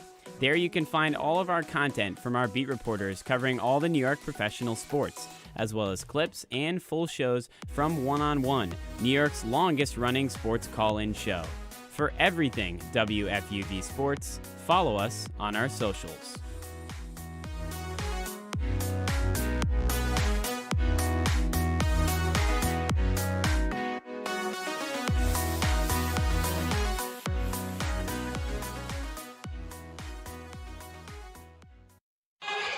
Welcome back to the Rose Hill Gym. Thank you very much, Sam. I'm Sam Davis here with Thomas Aiello. 57-41, Fordham in front of Central at our first media timeout of the second half. And Central, you got to give them credit, coming out of this second half much sharper offensively than they did in the first half. And Thomas, that's what you got to be thinking Coach Ergo is talking about with his team. As you mentioned before we started this second half, despite the fact that they have a big lead here, these non-conference games, especially the last couple before A-10 play, incredibly important to shore up any weakness or any issues that they've had. And it's hard to find them when your team's 10-1, but overall just trying to, I'm sure Coach Ergo's talking to his team, encouraging them to still play hard here and put those consistent minutes together in the second half. Well, you know better, you and I know better than anybody. Whatever Coach Ergo says in those halftime speeches, especially when this Fordham team, they're up by only a little bit or they're maybe down, it's like magic. It's almost like voodoo or some sort of ancient magic, right? But right now, I think this is a little bit more of a laid-back, hey, let's work on our fundamentals. And that's the key. When you're a college basketball coach, you're teaching young men how to play basketball. Focusing on the fundamentals is so much better than trying to play hero ball. I can't stress that enough. I think for Coach Ergo, telling his team, stick with basic stuff. Don't try to overcomplicate it. We're up 57-41. Just keep going the way you're going. But Central Connecticut, Sam, 7 of their last 8. I got to admit, these guys are putting in some awesome effort, even though the scoreboard doesn't reflect it. As the ball's back in play for Fordham. Khalid Moore has it, passing it to Charlton, with the Rams moving left to right here. Charlton to Quisenberry at the right arc. Quisenberry guarded closely, bounce pass to Nowitzki at the top of the key. Now to Charlton at the left wing. Holds the ball over his head. Looking for somebody to pass it to. Finally puts the ball on the deck, passes it to Nowitzki. Nowitzki into the left block, double team, kicks it out. Rose fakes the three, drives into the paint, loses possession of the ball. Here's Scantlebury the other way, 2-on-1, the lob, and Amos cannot slam it home. Missed the dunk there. Charlton the other way. Rose at the left wing. Loses possession of the ball again. So back-to-back turnovers there for Kyle Rose.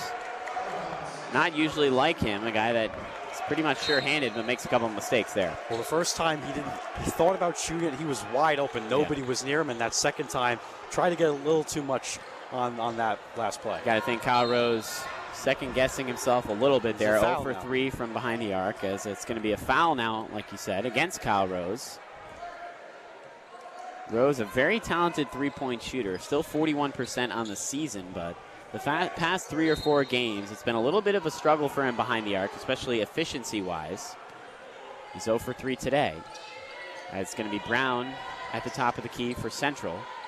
Hands it off to Rogers. 18 points for Jay Rogers. Step back 2. It's good. Jay Rogers, he's locked in. 20 points now. 57-43. 14:40 to go in the second half. Charlton the other way for the Rams. Hands it off to Quisenberry, top of the arc. Driving into the paint, jump stop. Kicks it out to Khalid Moore. He's going to drive baseline towards that right block. Backing down his defender. Spins, turns, bounce pass to Nowitzki, and it's a turnover. Picked up by Brown. Here goes Central. Rogers at the right arc. Rogers now at the top of the key, guarded by Nowitzki. Passes it off to Scantlebury, has it knocked away from Quisenberry, diving to the floor. Out of bounds off of Central. Fordham possession. Incredible hustle there from Darius Quisenberry. Well, that's the 4th time a Fordham player has hit the deck today going for a loose ball. Darius Quisenberry is responsible for 2 of them. I'm keeping track here on my board. Those are the plays that win you basketball games, the 50-50 balls on the floor. Got a little tally marks over there on the board. I love it. I love keeping track of that stuff. As Charlton will inbound right next to his bench on the far sideline. We don't have any charges yet for Fordham, or either team actually, for that matter. As a bounce pass into Moore, facing up his defender, driving into the paint, puts it up and rolls the layup home. Khalid Moore falls to the deck, an impressive basket there, physical into the paint. 59-43, Fordham up. As here's Scantlebury the other way at the top of the key, now at the right arc, guarded by Darius Quisenberry. Scantlebury drives baseline, now kicks it out. Here's a 2-pointer for Brown. The extended right elbow, it's no good. Rebounded by Quisenberry. Spin from Quisenberry, now passing it to Nowitzki at the extended left block, working his way into the post. Spins, puts up the layup, gets it in. Rostik Nowitzki now with 9 points. He's 4 of 4 from the field. It's crazy to think that Rostik Nowitzki just a couple seasons ago was playing JUCO ball. Into the paint. Here is Rogers. Misses the layup. The tip back is no good from Brown, but he's fouled. As a quick drive to the basket there from Rogers, who's had his way against the Fordham defense. Really the only guy for Central that you can say that about. As it's going to be Brown for a couple of free throws here with a shooting foul. But Rostik Nowitzki, like you mentioned, has really taken a step up this year. We talked about it. And especially with those post moves, very impressive from him. As the crowd makes some noise, it's going to be Brown, Jaden Brown at the free throw line. The first free throw is good. I do have to give a shout out to Fordham's Director of Player Development, Henry Lowe. Over the summer, I went to a practice, and he said, if Rostik Nowitzki's not a game wrecker, you can hold me to that. He's been that so far in the first half of the year. But I have to say, Central Connecticut State going right at the big man, it's working so far. They're kind of hanging around a little bit. Brown rolls the second free throw home. It's 61-45. Central, like you said, trying to hang around in this one.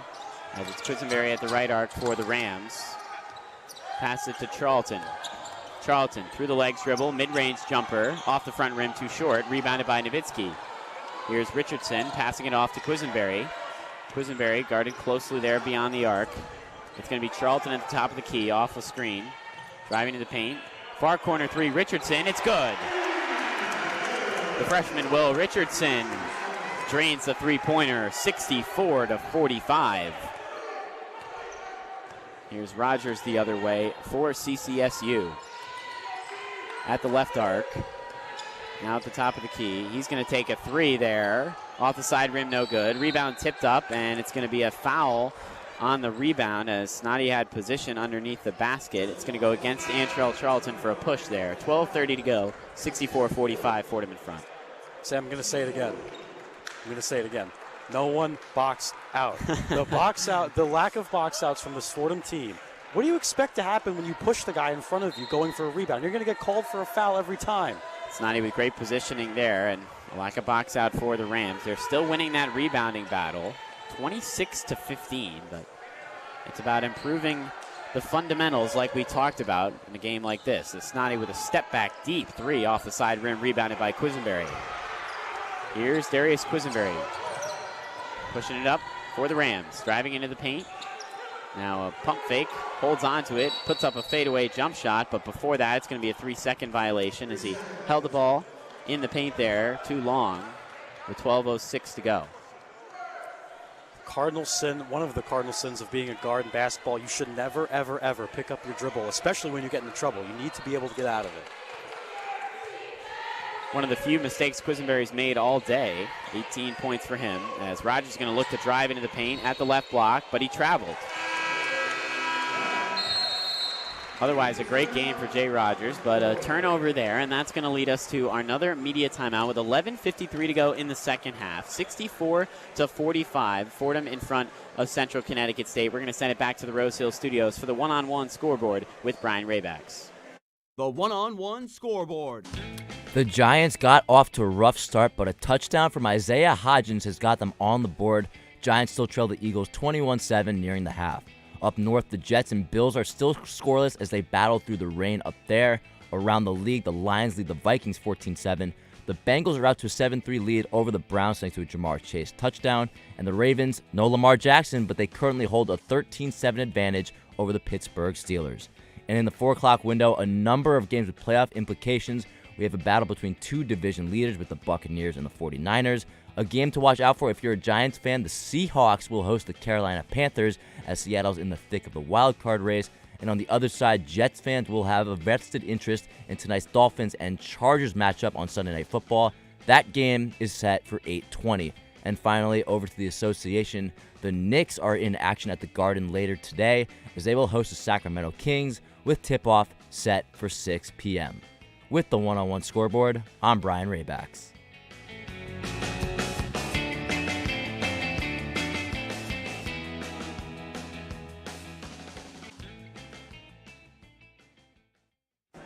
Welcome back to the Rose Hill Gym. Nice to hear you again, Brian. 64-45, Fordham in front of Central Connecticut State with 11:53 to go here in the second half. And Thomas, we've talked about, some of the issues maybe with rebounding, some of the issues overall with the game for Fordham, but obviously still out to a very big lead. But the point of all this, especially with 2 non-conference games to go, and especially with, we mentioned the A-10 and what that's been this year, definitely underperforming overall as a conference, which is part of the reason that there's a lot of excitement around this Fordham team and the potential for what they can do once that A-10 play starts following Christmas. Well, there's so many questions, Sam. When Kyle Neptune left Fordham to go to Villanova, there were so many.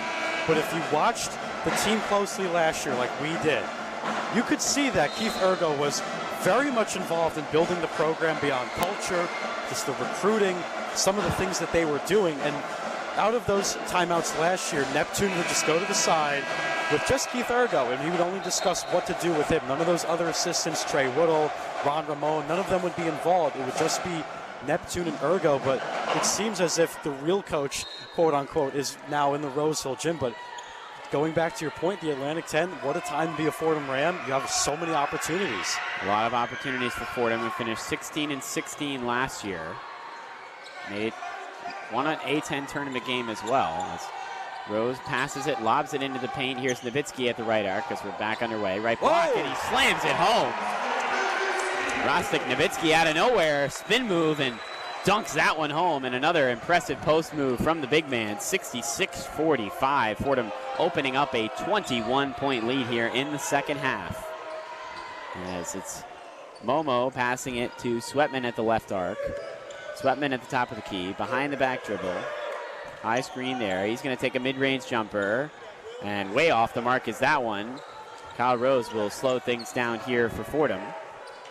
They normally would push that in transition, but with the big lead, I think they're going to play a little bit slower paced here in the last 10 minutes or so of this second half. As Quisenberry through the legs dribble, drives into the paint, puts it up off the glass, no good. Nowitzki tried to tip up an offensive rebound. He could not. Quisenberry fell to the deck, but a really good sign for Fordham as he's up and he's okay. Central Connecticut State going a little bit of a matchup zone, a little Jim Boeheim, John Chaney action. One of the hardest defenses to break because you don't actually know if you're in man or zone because the zone can move all over the floor. As it'll be Sweatman bringing it up for Central, hands it off to Scantlebury. Here's Amos at the left arc, holding the ball at his chest. Amos now backs up a little bit towards the midcourt line. Guarded by Dean. Amos now still at the left block, dribbling. Finally pass it off, and it's stolen. Here's Will Richardson the other way. Goes up, tries to slam it home. He's blocked, but a foul will be called. Richardson was trying to get a little greedy there and dunk that one home, but Amos fouled him. And it's going to be a couple of free throws for the freshman Richardson. Well, Will Richardson, I didn't know he could jump like that. Yeah. He's only 6'1", but what an awesome attempt to go for a dunk. Incredible athlete. We know he's got the speed. We didn't know he had the hops. Kellen Amos 6'7" versus Will Richardson 6'3", but they were about equal at the rim there. As Richardson is at the line, the first free throw is good. The New Jersey State Player of the Year by NewJersey.com at his time at Bergen Catholic High School. The second highest recruit in team history. And he beat out some really good players last year for that award. Mark Armstrong, chief among them. New Jersey, a great state for the sport of basketball. As the second free throw is good as well. 68-45, Fordham in front. But now 10 minutes and a little bit to go here in the second half. Lob pass to Momo, passes it, hands it off back to Amos at the top of the perimeter. Amos drives towards the right block, puts it up, and one. Off the glass and in there for Kellen Amos. It's just 4 points before that basket, despite the fact that he's the leading scorer for Central Connecticut. But he gets the and one there. He'll have one more free throw with an opportunity to make this deficit still 20 points. It sits at 21 with 68-47 the score. Well, Kellen Amos, we talked about how athletic he was. That was a really nice move underneath. He takes the contact, gets right inside. He's able to keep the shoulder at a good level. Really like this kid. I think he can play. And the free throw is good as well, nothing but net. The transfer from Binghamton. Oh, that's funny. Yeah, I know. Kind of ironic there. Fordham's last opponent. As bounce pass in to Richardson for the Rams. Working left to right here. As advancing it over half court is the freshman. Lob pass to Nowitzki at the top of the key. Elijah Gray back into the game, the freshman. He'll have it. Swing it into the corner. Dean is going to try a three. Off the side rim, no good. And a rebound there for Central. It's going to be Sweatman the other way for the Blue Devils. Here's Sweatman handing it off to Scantlebury, swinging it to Amos at the left arc. He's going to drive into the paint at the A10 logo, now towards the right block, puts up a floater, gets it in. Kellen Amos with a couple of baskets here, 68-50 with 9:25 to go in the game. Incredibly crafty, too. He's able to slither his way through the D and get a nice floater over the outstretched arms of Nowitzki. 9 minutes and change here in the second half. Quisenberry driving into the paint, now out of it, looking to find Nowitzki, but it's a turnover. Scantlebury has it the other way, passing it off to Amos. Amos is going to look to drive baseline, step back, fadeaway jumper, it's good. Kellen Amos with 3 straight baskets here for Central. They're hanging around. Got to give them credit for the fight that they've had in this second half. An offensive foul here will go against Nowitzki on the illegal screen. So 68-52, things trending a little bit towards Central. Still a big deficit for them to climb out of, but they'll have possession here. You have to give credit to the fight. Like you said, Sam, this Central Connecticut State team, they're just not going to go away easily. I know they're down 16 right now, but you got to give them a lot of credit for the fight that they've put up. And the largest lead for Fordham was at 23, so it's definitely down a little bit here. They opened up that lead earlier in the second half. Now 8:40 to go in the game. Amos at the top of the key for Central. Guarded by Simbila. At the right arc, step back three. Amos, it's good. Another basket again. That's 4 straight possessions for Kellen Amos with a bucket. It's a 3-pointer that time, and Central Connecticut climbing back into this one. Down 13, 68-55, 8:20 to go. Richardson driving into the paint, puts up the floater. He's going to be fouled. So Will Richardson with a nice drive to the basket, trying to stop this run, and a 10-0 run for Central Connecticut State over the past couple of minutes. Kellen Amos is the one man scoring all the points right now. He's just become the one-man army. Now 13-point lead for Fordham, but right here, Will Richardson using his speed. That's by far his best attribute. The speed is what makes him, what's going to make him a really good player in the collegiate level. Amos showing himself as the leading scorer for Central now with 14 points. He's 5 of 7 from the field. The free throw rattles out from Richardson, so he's going to have one more at the line. Some subs, as just one sub actually for Fordham. It's going to be Gray checking out and Moore checking in. 8:17 to go. Richardson lining up this free throw. And he gets this one to go. So 69-55. Fordham in front. As they were scoreless for 2 minutes before that basket. And Sweatman will hand it off to Scantlebury. Here's Amos again, just giving him back the ball. Lob pass to Brown, guarded closely now by Moore. And it's going to be a mid-range jumper for Brown off the side of the rim, rebounded by Kyle Rose. Passing it up ahead, here's Richardson. Driving into the paint, kicks it out. Here's Kyle Rose, right back into the paint, swings it. Quisenberry left arc three, no good. He was open, but a tipped up offensive rebound. Kyle Rose to the basket, he's fouled. And he will head to the free throw line. But we're going to take another media timeout here with 7:47 to go in the second half. It's Fordham 69 and Central Connecticut State 55. This is Fordham Rams basketball on WFUV Sports.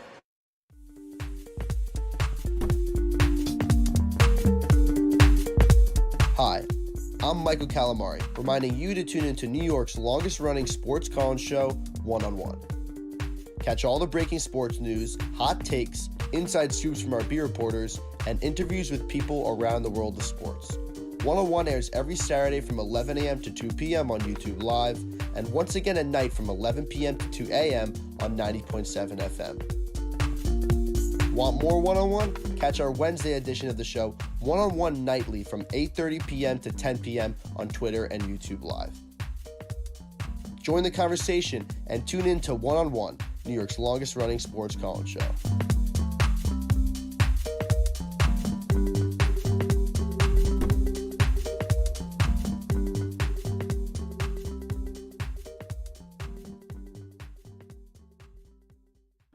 Hey everyone, this is Will Richardson, guard for your Fordham Rams. You can listen to us all season long over on 90.7 FM, WFUV Sports, and YouTube Live. WFUV Sports, the flagship station of Fordham Athletics.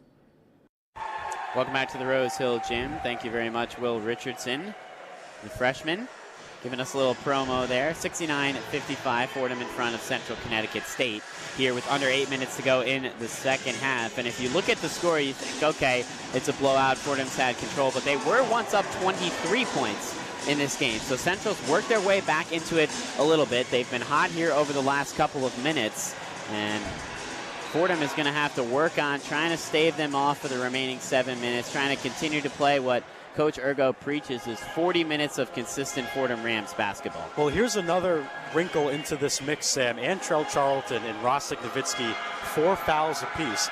This is another chess piece that Keith Ergo is going to have to manage because he talks so much about how physical the team is, how tall, strong they are, and with that comes a lot of fouling because they're just so much bigger than everybody, but you're going to have to manage this foul trouble when you get to the Atlantic 10. Players like Francis Okoro of St. Louis, Deron Holmes of Dayton, Josh Oduro of George Mason. I could keep going. Those guys are huge. They're big, strong, and fast. You've got to figure out how to manage with a Fordham team that wants to be physical on the defensive end. How are you going to be able to play your guys in those key spots? And this is a perfect training ground to do it. Rostik Nowitzki has gotten into foul trouble in the past. He fouled out last game against Binghamton. He's got 4 here. And the Rams as a team had 21 total fouls last game against Binghamton as well. It's going to be Kyle Rose at the free throw line. The first one is good. They have 14 here today. One more free throw for Rose. The junior, the guy who has seen a lot over his years with the Rams. A lot of people forget he's a Neubauer recruit. Yep, been part of 3 head coaching regimes for Fordham, as on the inbound pass, it's a timeout called there by Central Connecticut. So they had trouble getting it in. Fordham with a little bit of full court pressure opening up there, coming out of the timeout. And they hold a 71-55 lead. But Thomas looking at this game here and what Fordham can do to try and hold things off. It's going to be a lot of what they've been able to do at times in this second half. Shooting the basketball very well, locking things down on defense. And something interesting that I noticed, we saw Kellen Amos kind of go off over a couple minutes there, and he was being guarded by the freshman in Ramad Dean. They decided to have him sub out. They put in a veteran in Khalid Moore, the graduate student, and he's done a little bit of a better job and definitely more of an experienced defender, and that's something that I feel like doesn't get talked about enough. We talk about what Khalid Moore can do on the offensive side of the ball, but also a very nice defender, and a number of guys on the Rams offensive, on their depth chart as a whole that can do things not just on the offensive end, which is what a lot of people see, but also get things done on the defensive side of the ball as well. Well, that's what happens when you play in a conference that has Duke and UNC, right? Yeah. You're going to have to play defense. You have no choice. Even if you're a bad defender, you have to at least try. Yep. Khalid Moore's advanced defensive metrics when he was at Georgia Tech are actually through the roof. If you go look at them online, he was a fabulous defender. He wasn't an overly aggressive one. He was a very smart one. Yeah. He knew how to use his hands, put people in uncomfortable positions. One of those ways is he plays with his palms open up towards the sky, right? So when the ball handler is dribbling, you put the hand underneath, and he'll pick up his dribble about 95% of the time, and it's going to work. It can stop a dribble, drive penetration, cause a travel. He just knows what he's doing. It's little things like that that's going to help Fordham in the long run. Khalid Moore quietly with 13 points here, the second leading scorer for the Rams offensively. We talked about how he was a little bit slower out of the gates offensively in the first half, but still obviously contributing and being a part of this offense, coming off 17 points in the last game against Binghamton. He's been a really important part for this Rams offense. Having a guy like that coming from a Power 5 conference, coming from the ACC and Georgia Tech, that experience, I think, is going to help this Rams team, especially when they get into some of those bigger A-10 games coming up in a couple of weeks. Well, some of those wings we have to talk about in the Atlantic 10. Javonte Perkins from St. Louis is the first name that comes to mind. He has a really good reputation now. He's coming off of a big injury. But Khalid Moore, there's no one who's more qualified to stop a player like that. We can keep going down the list. I mean, VCU has Adrian Baldwin, and he's a terrific shooter. And UMass has a bunch of guys like that. So Fordham's got one guy like that who can defend all those positions. They're going to be in good shape. Fordham back with that three-quarters court press there. But Central this time is able to break it fairly easily as Sweatman hands it off to Rogers. Bounce pass here to Scantlebury at the top of the key, now at the left arc. Scantlebury picks up his dribble, bounce pass to Brown. Brown pivots, guarded by Richardson. And a pass to a cutting Snoddy there, but it's a turnover as it's poked away by the Rams. Here's Rose the other way at the left wing, looking to find Simbila in the paint. He's able to get it and dunk it home. Looked like that was going to be a turnover, but instead Simbila was able to get the loose ball, pick it up, and finish it off for an easy dunk. 73-55 with 7 minutes to play in the second half. As here's Scantlebury driving into the paint, puts it up with the right hand. A foul's called. It's going to be an and one. So count the basket there. Nigel Scantlebury driving into the lane with the left hand, gets the layup to go. Will Richardson got beat on the first step there. He just was very much behind, so he hooked his arm around Scantlebury, who's now going to the free throw line. If you're going to give up a foul like that, and it is going to be an and one, this is going to sound a little aggressive, but knock him down to the ground. Make him earn it the hard way. Scantlebury gets the free throw to go as well. He now has 11 points in the game. Amos with 14, and Rogers still leading the way with 20 for Central. He's actually leading all scorers in this game. That's going to be Zach Riley advancing the ball up for Fordham over the half-court line. Passes it to Quisenberry, holds it at the Fordham F logo. Quisenberry still at the top of the key. A couple of screens by Simbila. Now passing it to the left arc more. Now in the left block, here's Simbila going to work. Puts up the baby hook. No good. Rebounded by Kyle Rose. Kicks it into the corner. Moore's open for three. It rattles home. Khalid Moore with now 16 points on the day. 76-58. Right arc three for Rogers the other way. That's good. 23 points for Jay Rogers as the teams trade threes here. 76-61. Offensive foul the other way as Quisenberry was bringing the ball up over half court, guarded closely by Scantlebury, who fell to the deck. And looks like Quisenberry just lowered that shoulder a little bit, picked up the offensive foul call. Well, there's no reason to do that in such a high, or a lead that you have is so large in a game like this, Sam. Just keep the shoulder up. Just try to slither your way around them. Don't try to run them over. Bounce pass here to Momo at the top of the key. He passes it to Scantlebury. Facing up his defender, now guarded on the switch by Simbila. Step back three, Scantlebury, it rattles in. Oh. That one was in and out and then fell in there.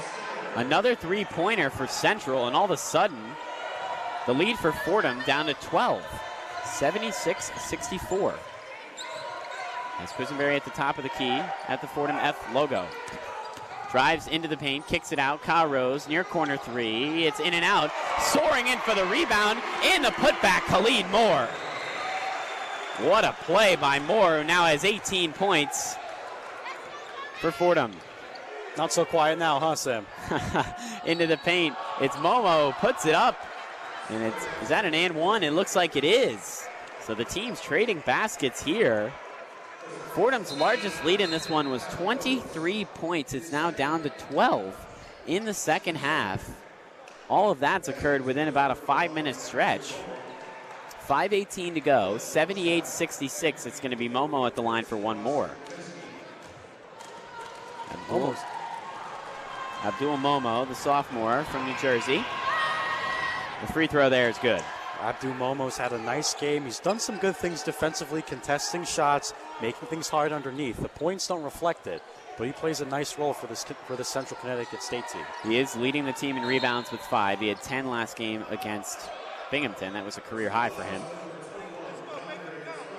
Against Dartmouth. It's going to be a foul here. And with the bonus now for Fordham, they're going to head to the line for 2 free throws. It's going to be Khalid Moore, a one-on-one. It's going to be Khalid Moore again, who now is right there with Quisenberry, who had an awesome first half. It's been Moore here in the second half, both with 18 points, both very efficient from the field. Khalid Moore 6 for 7. The first free throw is good. He's also 5 of 6 from the free throw line. As Moore will have an extra free throw here with a 79-67 lead. We're going to get Fordham to 80 points, and they do, with still 5 minutes left to play. So the offense has been firing on all cylinders, shooting 58% from the field so far in this one. Sweatman with a bounce pass to Snoddy. Right back to Sweatman as Central works it over half court with a little bit of press from the Rams. Here's Rogers, 23 points for him at the right arc. Now passing it to Momo at the top of the key, swinging it. Here's Scantlebury coming off a screen, driving into the paint, dishes it off to Momo as his shot rejected, but a foul is called. And if that's against Nowitzki, it is. That's going to be his 5th. So Rostik Nowitzki will be out of the game here with 5 fouls. And it's going to be Momo back at the line for Central. That's a really unfortunate foul, Sam, because that call really could have gone either way. Now, I understand that Rostik Nowitzki, sometimes you're going to piece the guy's hand. It's just going to happen. It really depends on which referees are officiating this game, but this crew's been a little bit more picky as the first free throw goes in today. But Rostik Nowitzki, he's had a good day today. 11 points, 5 boards off the bench. I think it's okay he fouls out today. We can give him a pass. We'll give him a pass. Simbila just has 2 fouls, so he'll be into the game for remaining 5 minutes or so. The second free throw rattles home as well. So Fordham, and this lead has shrunk. Now 11 points, 80-69. Moore will advance it over half court for the Rams, who now has 20 points after those 2 free throws. He's leading the Rams in scoring. Simbila at the left arc, passes it to Quisenberry. Quisenberry off of a screen, into the paint, at the left block. Simbila, double team, puts up a fadeaway off the backboard, no good. Rebound is tipped up and out of bounds off of Fordham. So Central Connecticut will have possession and an opportunity to bring this lead within 10, or this deficit, within 10 points. Well, Abdou Simbila, the last game against Binghamton, he just pulled a free throw line jumper out of nowhere and nailed it to go. But a fadeaway 2 from about 7 feet out off the glass, that's not the shot you want him to take. Especially being double teamed there in the paint as well. As it's Sweatman for Central, cutting into this lead. They're 8 of their last 9 from the field. Hands it off to Snoddy, who puts up the layup, misses it. Loose rebound, it's grabbed by Moore. 4th rebound of the game for Khalid Moore. Here's Quisenberry the other way. He's going to push it in transition. Drives all the way to the basket, loses possession of the ball. No fouls called. Rogers working it right back for Central. Rogers passing into the lane, has his pass deflected. It's a turnover. Kyle Rose got his hand in the passing lane. Now into the paint. Here's Simbila at the left arc, at the left block. He's going to be fouled. So that will lead to free throws, but it's going to be on the other side of our final media timeout of the game with 3:47 to go in the second half. It's Fordham 80 and Central Connecticut State 69. You're listening to Fordham Rams basketball on WFUV Sports.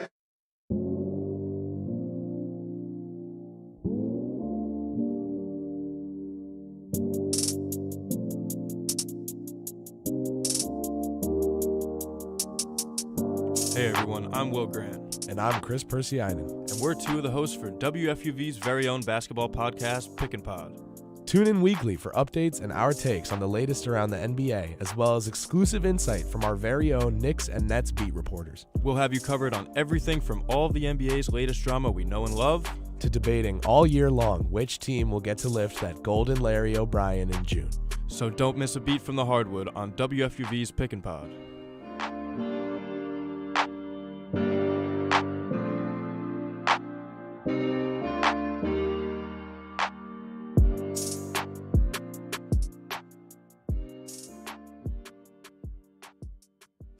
3:47 to go in the game. Fordham up 80-69 here with WFUV Sports and Fordham basketball. I'm Sam Davis alongside Thomas Aiello. And Thomas, we've seen the lead shrink quite a bit here in, I would say 4 or 5 minutes in the second half. Fordham was up 23 points with 10 minutes to go in this game. And now with 3:47 to go, they find themselves just up 11 here. Well, CCSU, 4 of their last 5 from 3. That's what's been keeping them in this game.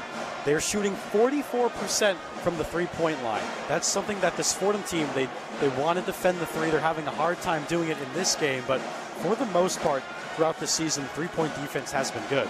But you have to clean up the three-point defense today. Jay Rogers is 5 of 10 from long range. Also have to note the fact that Kellen Amos has 4 fouls. If Fordham can find a way to somehow get him out of this game, I think the Rams are going to be in good shape here in the closing minutes. Central Connecticut State shot just 33% at halftime. Now they find themselves shooting 43% here in the game. And like you said, 7 of 16, also 43% from behind the arc. So they've shot the ball much better here in this second half. Got to think Coach Ergo not pleased with Fordham letting Central back into this game here,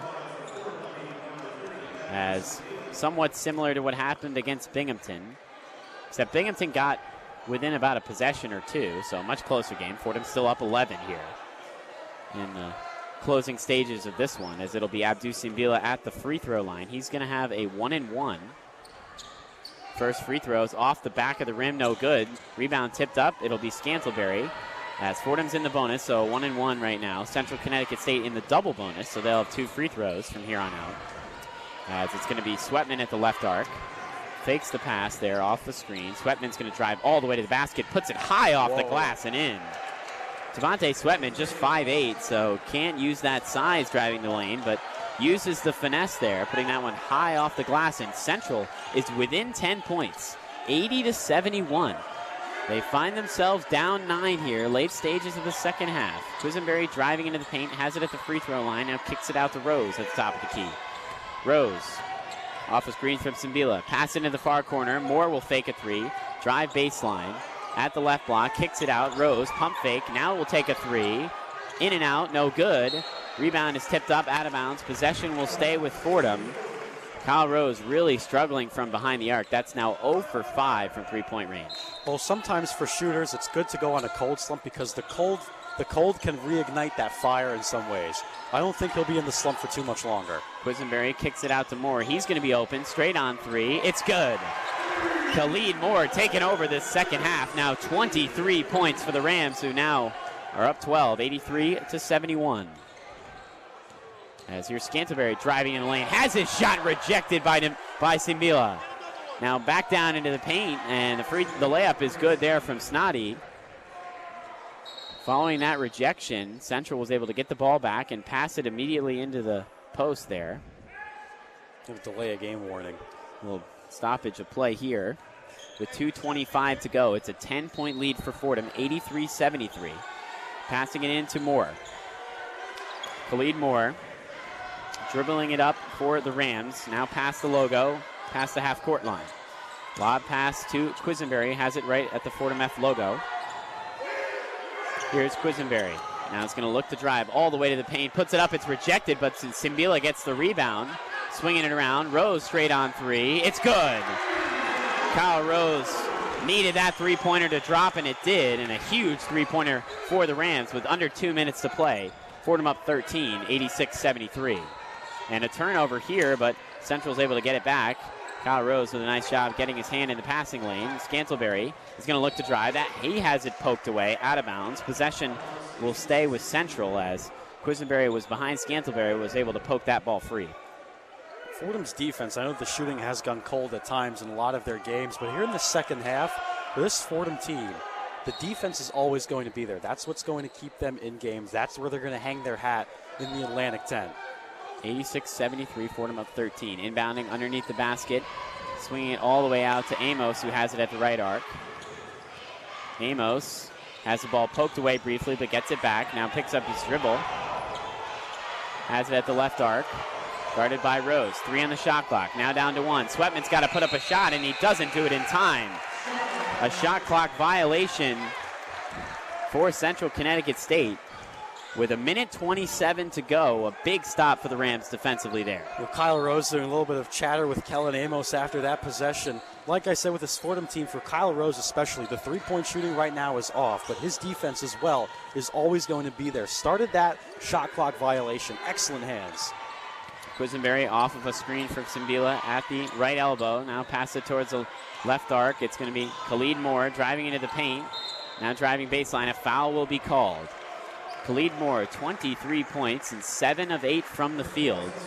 With 1:07 to go, this game got within, the lead for Fordham got within 10 points, but now it sits at 13 with just about a minute left. And Fordham in a good position here with Moore at the free throw line. Well, Abdou Simbila is going to come out now, Sam, and he came out. He had a couple mistakes early on, but I think he gave them some few good minutes here to end this game. Darius Quisenberry is also going to get a rest, but it really impressive. If things hold, a really impressive team effort today from Fordham. I mean, the second half was the Khalid Moore show. Let's not lie. It definitely was. The first half was a Darius Quisenberry show, so they both had their time to shine there. And the feature artist was Rostik Nowitzki. He had a quick verse. As it'll be Moore at the free throw line. He made the first one. The second one's also good. So 88-73. Moore has done a nice job at the line today as well. He's 7 for 8 at the charity stripe. Now 8 for 9. With 25 points, now leading all scorers as he checks out of the game to a nice hand, along with Kyle Rose. Some subs in for the Rams, the 2 freshmen, Gray and Dean. Patrick Kelly also into the game, in addition to Zach Riley and Will Richardson. As Sweatman will bring it up for Central. With a minute left to go in this one from the Rose Hill Gym. 88-73, Fordham in front. Scantlebury putting on some moves at the top of the key. Pass it to Amos. Deep right arc 3, in and out. Rebound tipped up. Riley gets it for the Rams. Fordham will run out some clock here as Richardson will advance this ball over half court. 40 seconds on the game clock, 20 on the shot clock. Richardson at the top of the key. A nice hand from the fans here as he drives into the paint. Bounce pass to Gray, who slams it home. Elijah Gray went up there on the pass from Richardson and dunks it. And the exclamation point, the icing on the cake in this one, as driving to the basket is Scantlebury. It's rejected by Gray. Elijah Gray showing out in the final minute here as Fordham is up 90-73. Elijah Gray with a poster on one end and then just a classic 3-foot rejection outside of the paint. What a job here in these final minutes. Into the paint here, Snoddy working on Richardson. That one's blocked, but it's going to be goaltending there as that one was in the cylinder. And all the subs checking in this one. Some guys that have yet to play this year. The pair of freshmen, Wayne Franklin and Luke Hardenberg, in addition to Brian Nussbaum into the game for Fordham. So a nice moment for these guys to get in and get some action here at the Rose Hill Gym. As it's going to be Wayne Franklin bringing things up with the shot clock off. And he passes it to Pat Kelly, holding at the top of the key. Albie Evans also into the game, the walk-on. He's got it. Passing right back to Pat Kelly. 10 seconds on the game clock. The shot clock is off. The Rams will just pass it around here and run out the clock, but it's stolen there by Sweatman. He drives in the lane, gets the layup to go with just 2 seconds left. And that will be it here.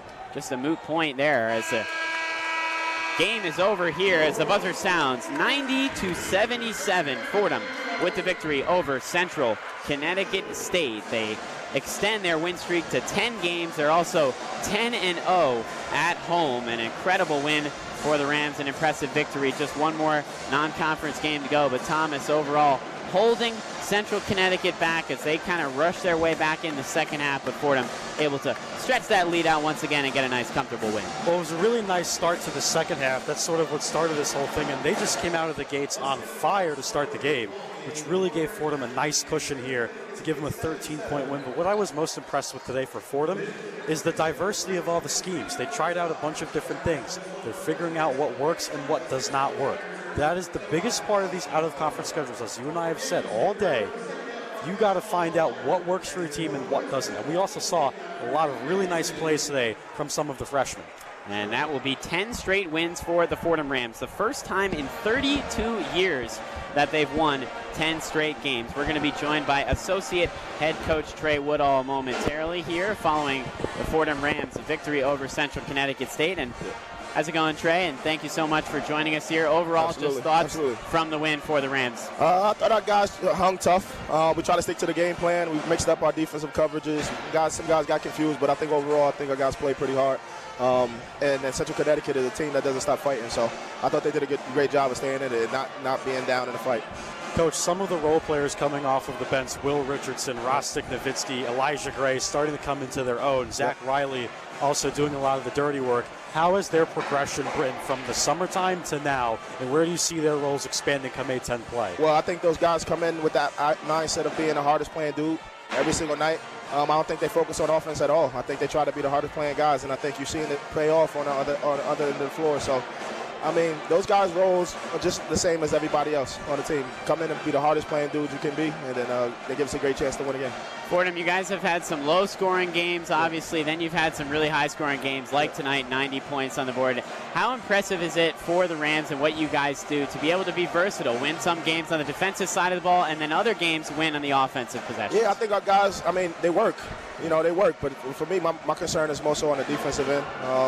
Just want to make sure we stay consistent with that, because when you play the game the right way, our guys try to find each other. They play for each other. So I think the shots start to fall, as we saw here tonight. But we got to do the job defensively. Coach, the second half was the Khalid Moore show. Oh, sorry about that. The second half was the Khalid Moore show. The first half was the Darius Quisenberry show. Yeah. Both guys sort of evolved a little bit differently. Quisenberry focusing more on penetrating in that second half. How have you guys been trying to develop that part of his game as you go in A-10 play? I mean, you just take what the defense gives you. You know, we tell our guys to be aggressive to shoot. If they're open, knock down shots, so we give them the ultimate confidence to do that.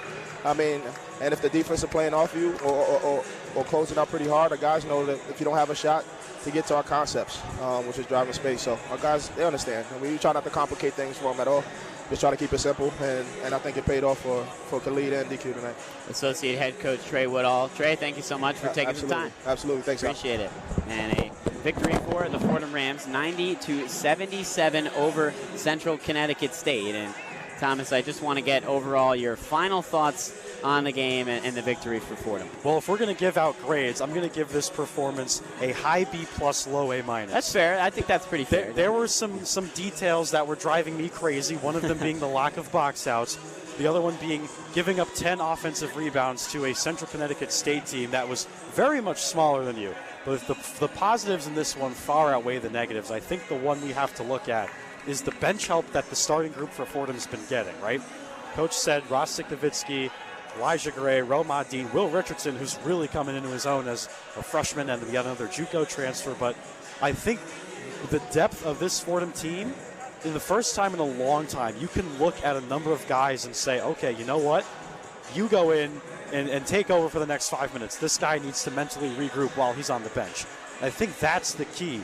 And also today, the diversity of schemes that Keith Ergo and this staff unleashed on Central Connecticut, full court press, aggressive man-to-man, switching, all that stuff, that's really good. And they're really starting to put it together as we get to A10 play, but it's going to have to be polished and clean by December 28th. That's the key date. December 28th versus Davidson is the first true test for the Fordham Rams this year outside of Tulane and Arkansas. We're going to really find out what this group is made of. Fordham will have some things to work on, giving up 77 points to the Central Connecticut State team, but scoring 90, obviously a lot of positives in this one with Khalid Moore, 25 points, Darius Quisenberry with 18 as well, leading the way in scoring for the Rams. You mentioned it, the next game and the final non-conference game will be December 22nd against VMI at noon at the Rose Hill Gym.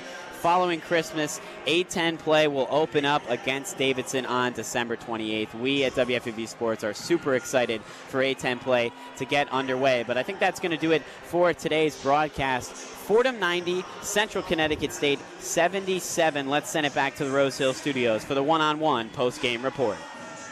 The one-on-one post-game report. Well, thank you, Sam, and welcome back to our Rose Hill Studios for the one-on-one post-game report. Brian Reback's here, joined by Danny Scott, as the Fordham Rams get the win over Central Connecticut State, 90-77, our final score today. And Danny, it was a strong first half for the Rams. The second half, there were some things that maybe could have been cleaned up a bit, but overall they stayed strong, and now they get their 11th win on the season, the Fordham Rams. Yeah, 11 wins is fantastic for your non-conference. And as Thomas or Sam, I forget which one it was, said, the first time we've gone on a 10-game win streak in 30-plus years. Crazy. This team is very, very fun to watch, kind of spearheaded by Khalid Moore and Darius Quisenberry. Darius, a little bit quiet of a second half, didn't score, but the first half, 6 for 6 in shooting attempts.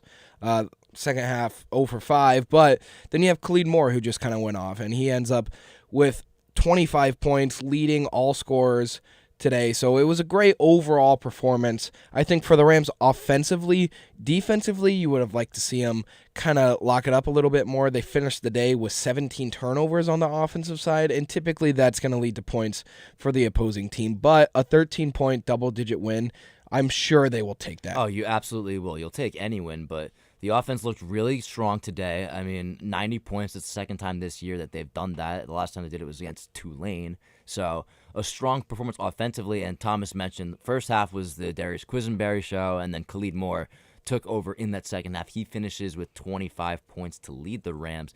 And yeah, ultimately there are some things to clean up. Central Connecticut State, not a good offensive team coming into today. They score a season-high 77.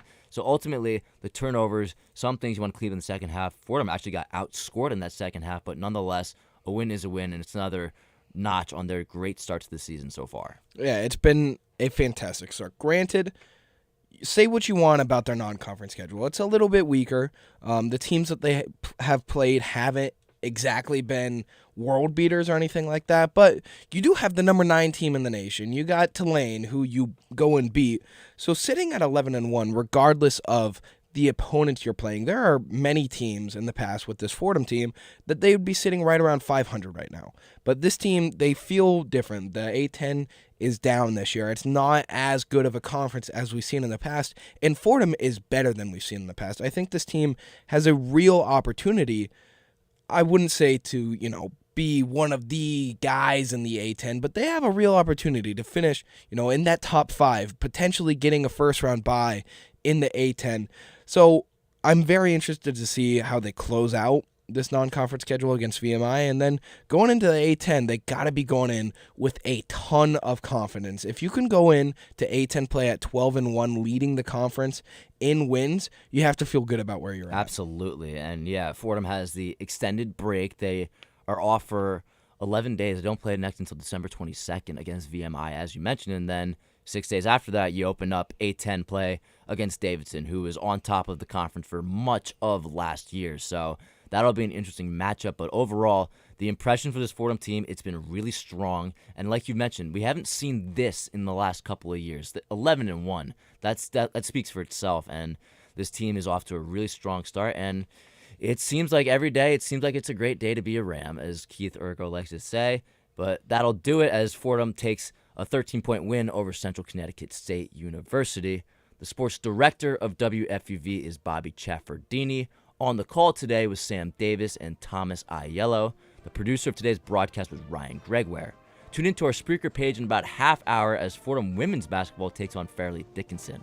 Once again, the final score of today's game, Fordham 90, Central Connecticut State 77. Alongside Danny Scott, I am Brian Raybacks. Enjoy the rest of your Sunday, everybody. Fordham men's basketball is a production of WFUV Sports.